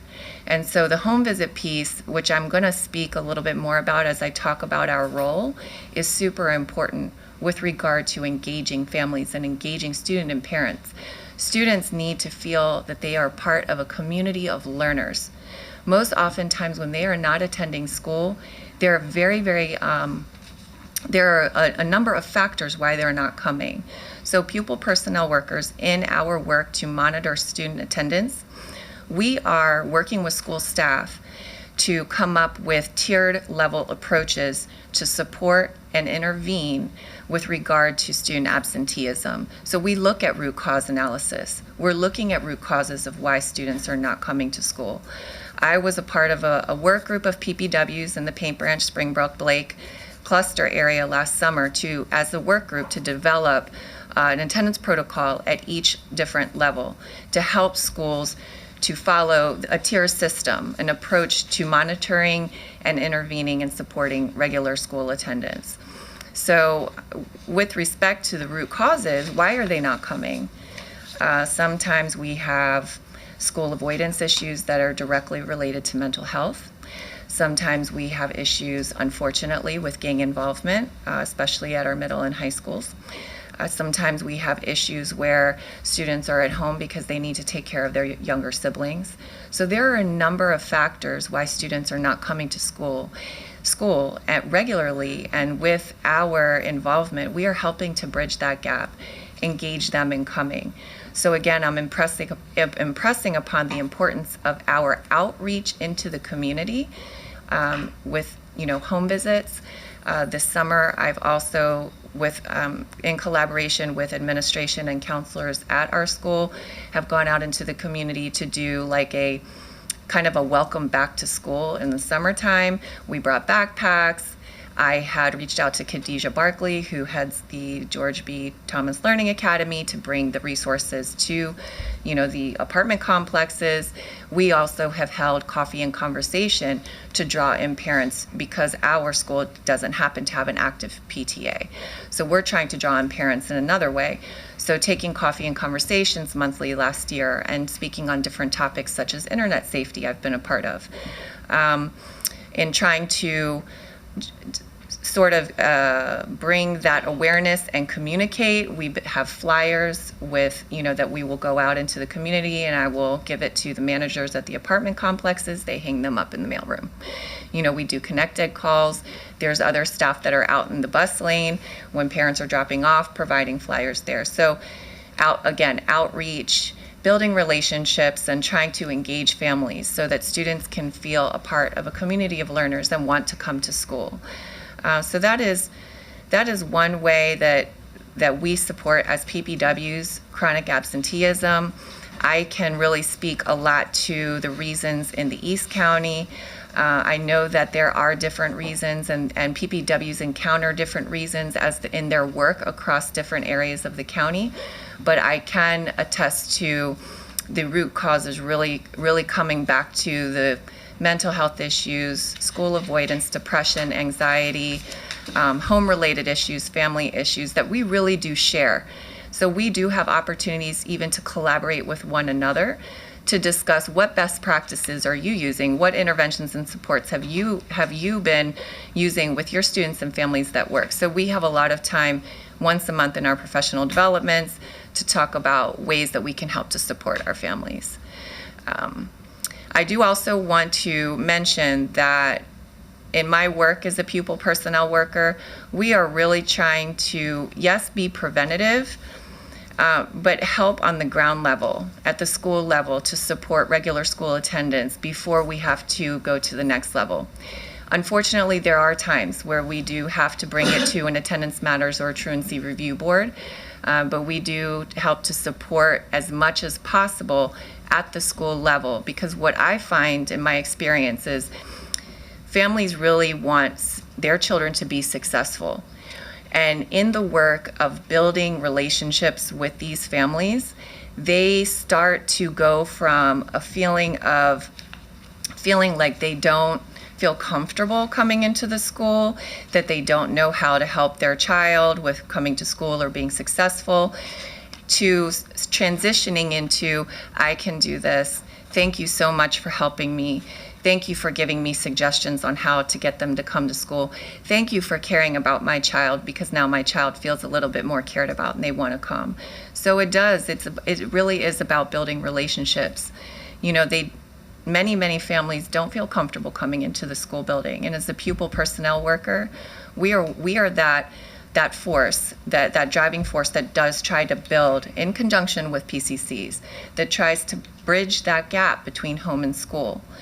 Just in terms of staff, on the back end, we oftentimes are providing staff, the background of what is going on at home, because they are working so hard in their classroom to teach students, but they don't have that frame of reference. So they have a student who comes in who's not ready to learn, but they don't necessarily know why.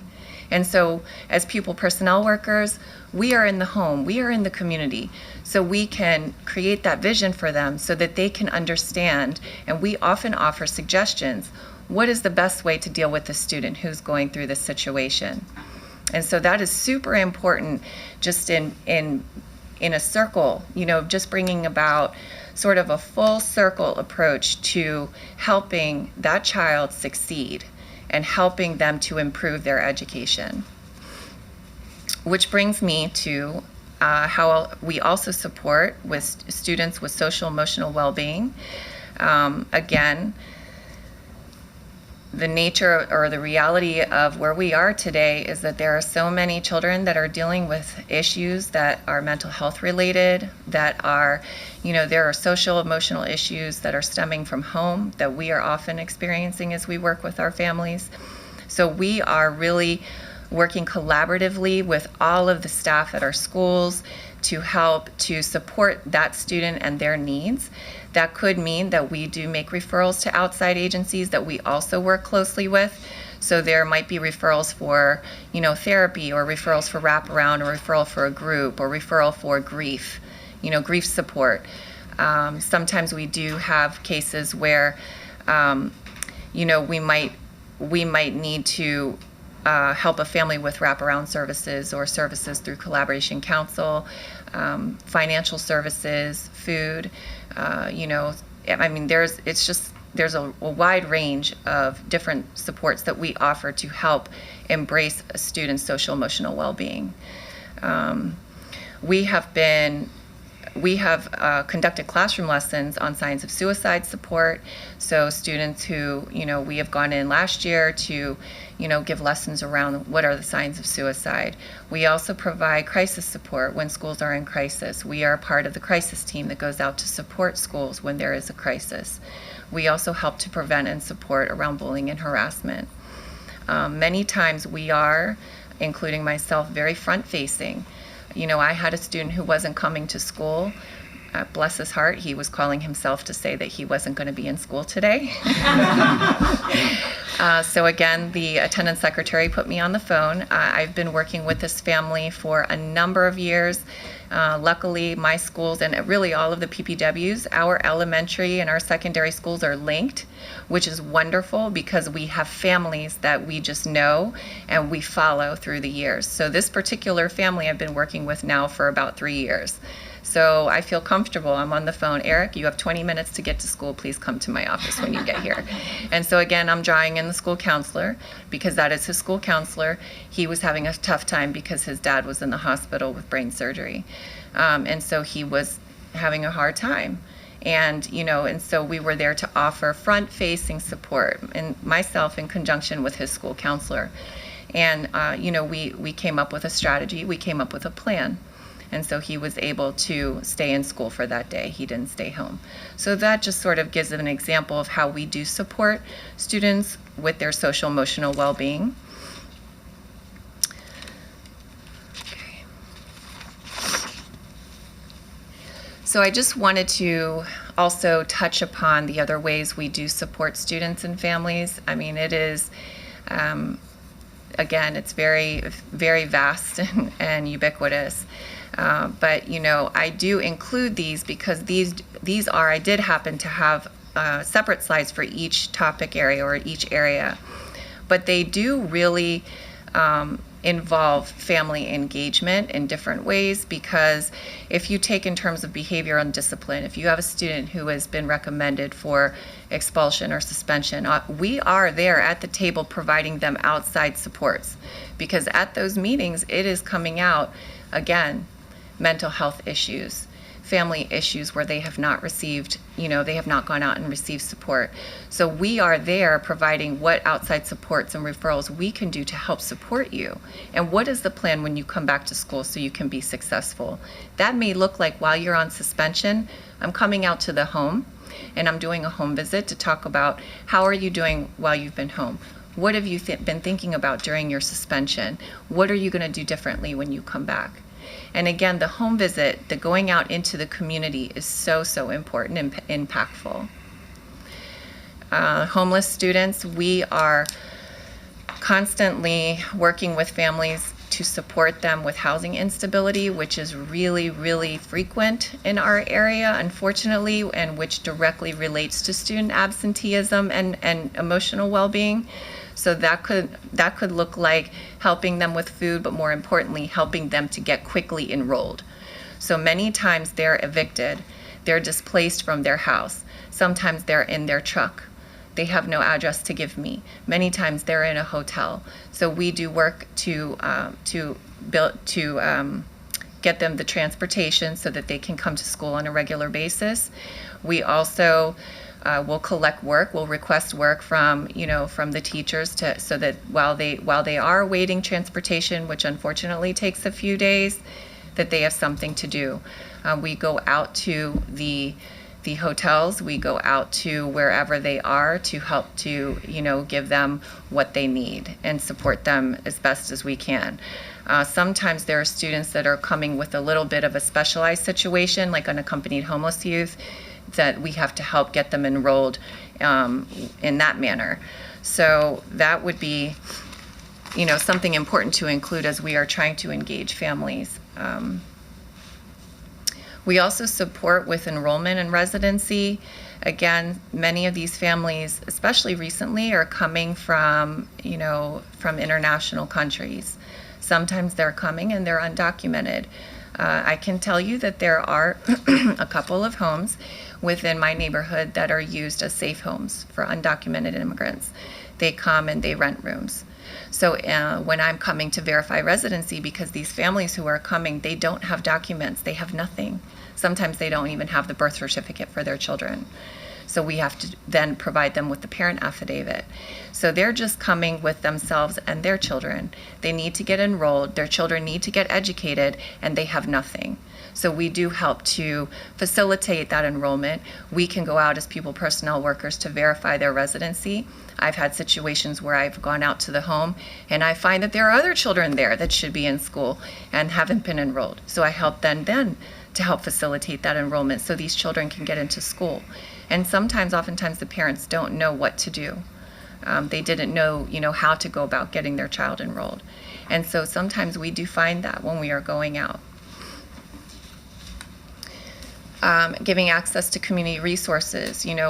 Within the schools and the communities that we are working in, we are versed in being able to help families to access those different services within the community. I know we are lucky at KEED. We do have like a family market that we offer once a month for families to come and take advantage of food. But there are other things like MANA and the East County Community Service Center, DHHS, and there are other community resources that we do take advantage of, that we do help to reach out and provide information to families. Sometimes families don't have internet at home, so we will take the information to them. We will help to support them in getting the insurance for their children or getting the MANA food referral. There are PPWs that have even gone out and helped to deliver the food from MANA to the home because the parent has not had the transportation to do that. And finally, we also at the PPWs who are at the high school level do help to support with graduation, because graduation is another emphasis, helping students to graduate on time. And so they will give pathways to graduation supports, assisting them in understanding the requirements of graduation, collaborating with the school team to remove barriers with regard to graduation, such as, again, as I stated, family matters, the child having to stay home during the school day to watch their sibling while the mother goes and works, offering supports that way. So. Thank you. And we're getting limited on time, so I'm going to let my colleague Carla asked the questions that you had. Just one quick technical question and then just some overarching observations. What do you all do that they don't do, if anything?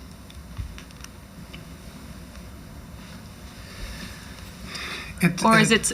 I mean, it's a good question. I mean, I would say that diving deeper into attendance issues, if a family needs to possibly be taken through, an attendance matters process or something like that, I would say the taking the lead in the proactive sort of sharing of attendance data with the team and talking about, having monthly or bi-weekly attendance meetings and who's going to do what, that kind of thing. I think in a good way, it's a little bit of a hard question to answer just because I don't think we think that much in terms of who does what. But I just think there's sort of a natural passing of if there's a language issue where it's more appropriate for the PCC to get involved, or there's maybe a depth issue where it's more appropriate for the PPW. I think it's more fluidity than distinction.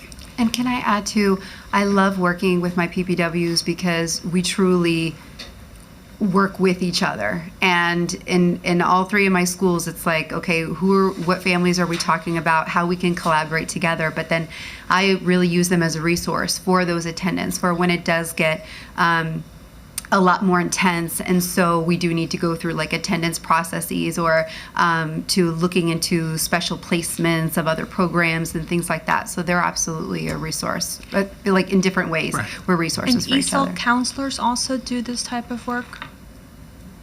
So help and connect to resources and...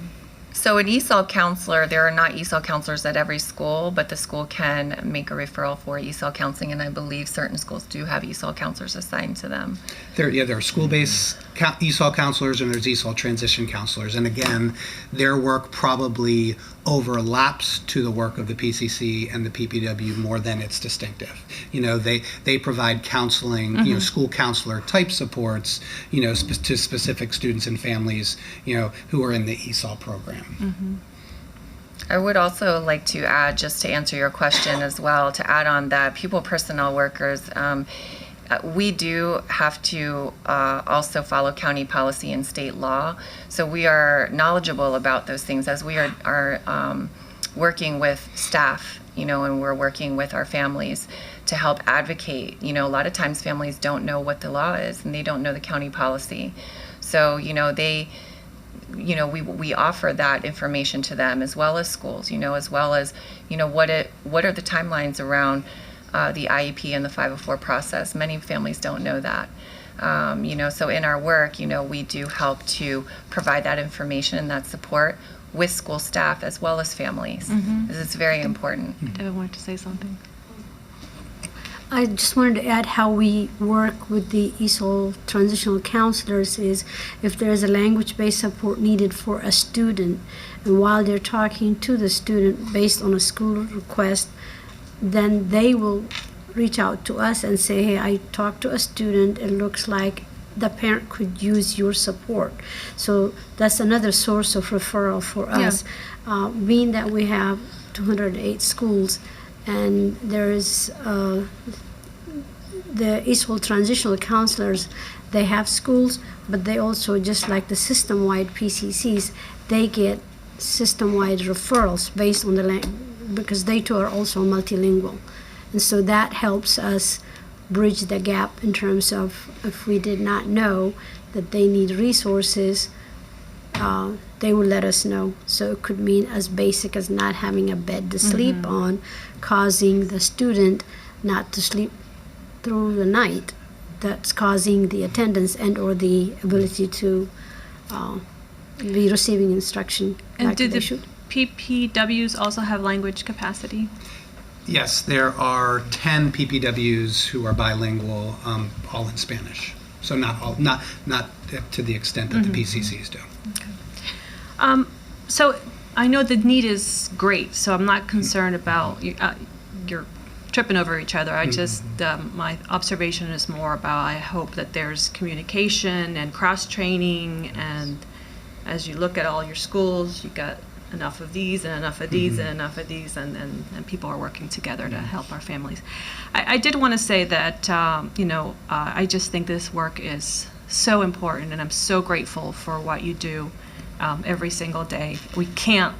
Our students can't succeed without you. My observation is, so how can you help us? Sometimes we have barriers that we shouldn't have. We create more problems for families. And so one of my hopes is that you also are heard as internal advocates, so that our system becomes friendlier for our families, so that our front desk staff is welcoming to everyone. You are these cultural ambassadors in some sense, and so, but how can we help our system become more culturally competent also for all of our families? We can't have enough, we can't hire 1,000 of you, right? So that means that our teachers, our secretaries, our principals have to be more friendlier and welcoming to families, and really ultimately understand poverty, children and families in poverty. I think that's a big, our county has changed significantly in that way, and I think we're still a little bit lagging behind in terms of understanding what they're living through so that they can be successful in our classrooms, in our school system. I have a couple of questions. Around the mental health, I mean, the whole mental health is such a huge gap in this county, and culture plays a huge role as well. So, I mean, I know that you're not clinicians or therapists, but I think it is worthwhile to explore what strategies, what could you be telling families so that they have a way to relieve their tension, their stress, because they may never make it to an appointment to a psychiatrist or a clinician. Never. Because of lack of access, because lack of cultural understanding. So if that's something that we can help folks get a little bit more training, that's wonderful. And I just, again, thank you so much for what you do, and please help our system become more user-friendly for all families. Thank you. Can I add on? I'm sorry, to what you said really fast. One thing that I do try, because again, like I was saying, and what you're saying, it's everybody. So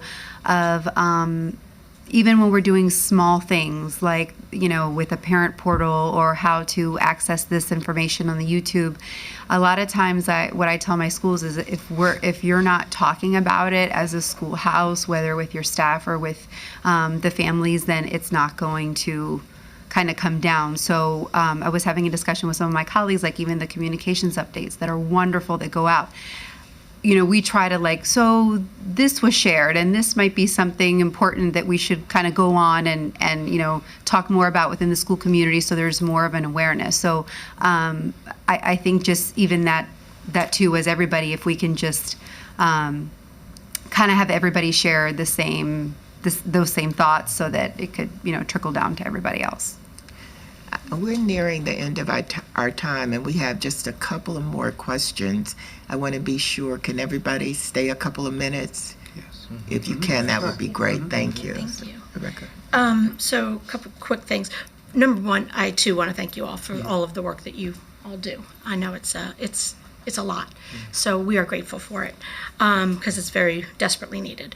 As far as the front office aspect goes, I was wondering, do we offer language classes for those who might be interested in learning a new language, with any kind of incentive to take those courses, and how does that work? So there are language classes in the professional development online modules, and so those are available to staff. One of the struggles we've found is that we tried central office-based online language learning through one of those individual apps you can have on your mobile phone, and people can learn language. And we found that isn't as effective as we think it is. People need some kind of external driver to get them to the table. And so we're thinking about how do we find the more in-person approach to language learning that gets people involved and gets the community involved, because the technology isn't moving the needle as fast as we thought it would. maybe like a live webinar or something. Did you? I just wanted to add, I know the front office concern is broad and it comes up in many different ways. One of the ways that myself and the PCC and the PPW, we help the front office is to help them build a relationship with the parents, depending on the demographic. Because a question might be, I have a parent on the phone, I don't understand what they're trying to tell me. And the parent is calling because there was a connected that went out. They don't necessarily have a voicemail, so they just think something is wrong.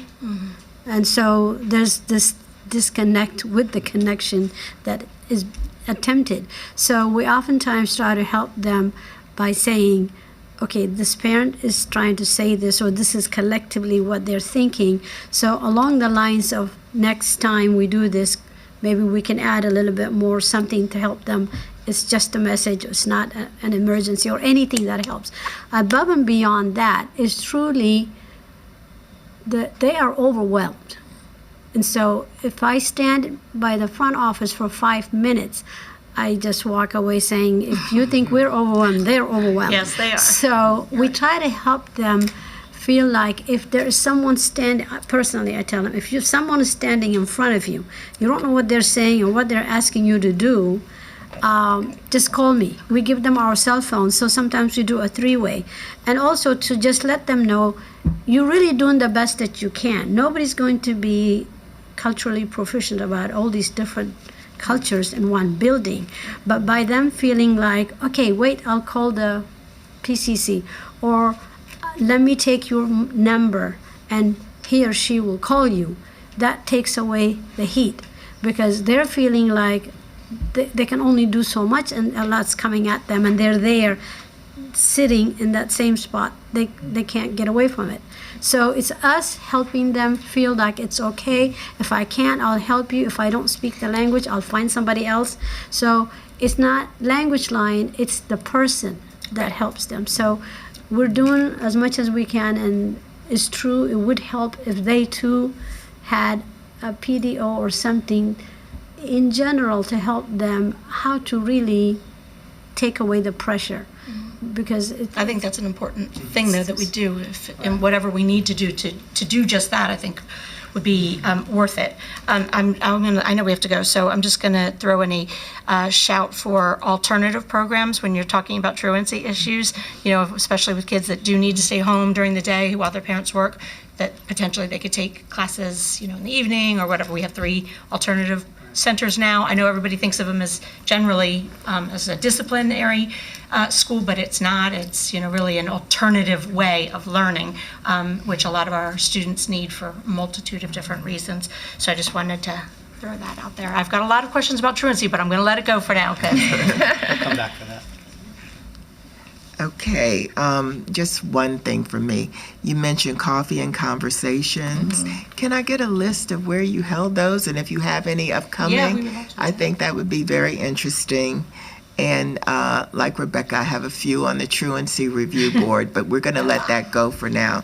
Listen, I want to thank everyone for coming today. This was fabulous because I, quite frankly, didn't know what you did.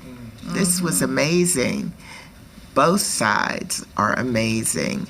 And even if no one ever writes a letter, I want you to know that we thank you. Yes, every day. Also, before I go, I want to say to our front office staff out there, I completely agree with you. A lot of the unwelcome feeling that people get is not because it's intentional. We do know that there's an overload when there's 1 or 2 people in, and you've got people coming in with their kids late, this one wanting to register. So clearly, I agree with you. Thank you again to everybody that came. It was fabulous. Thank you.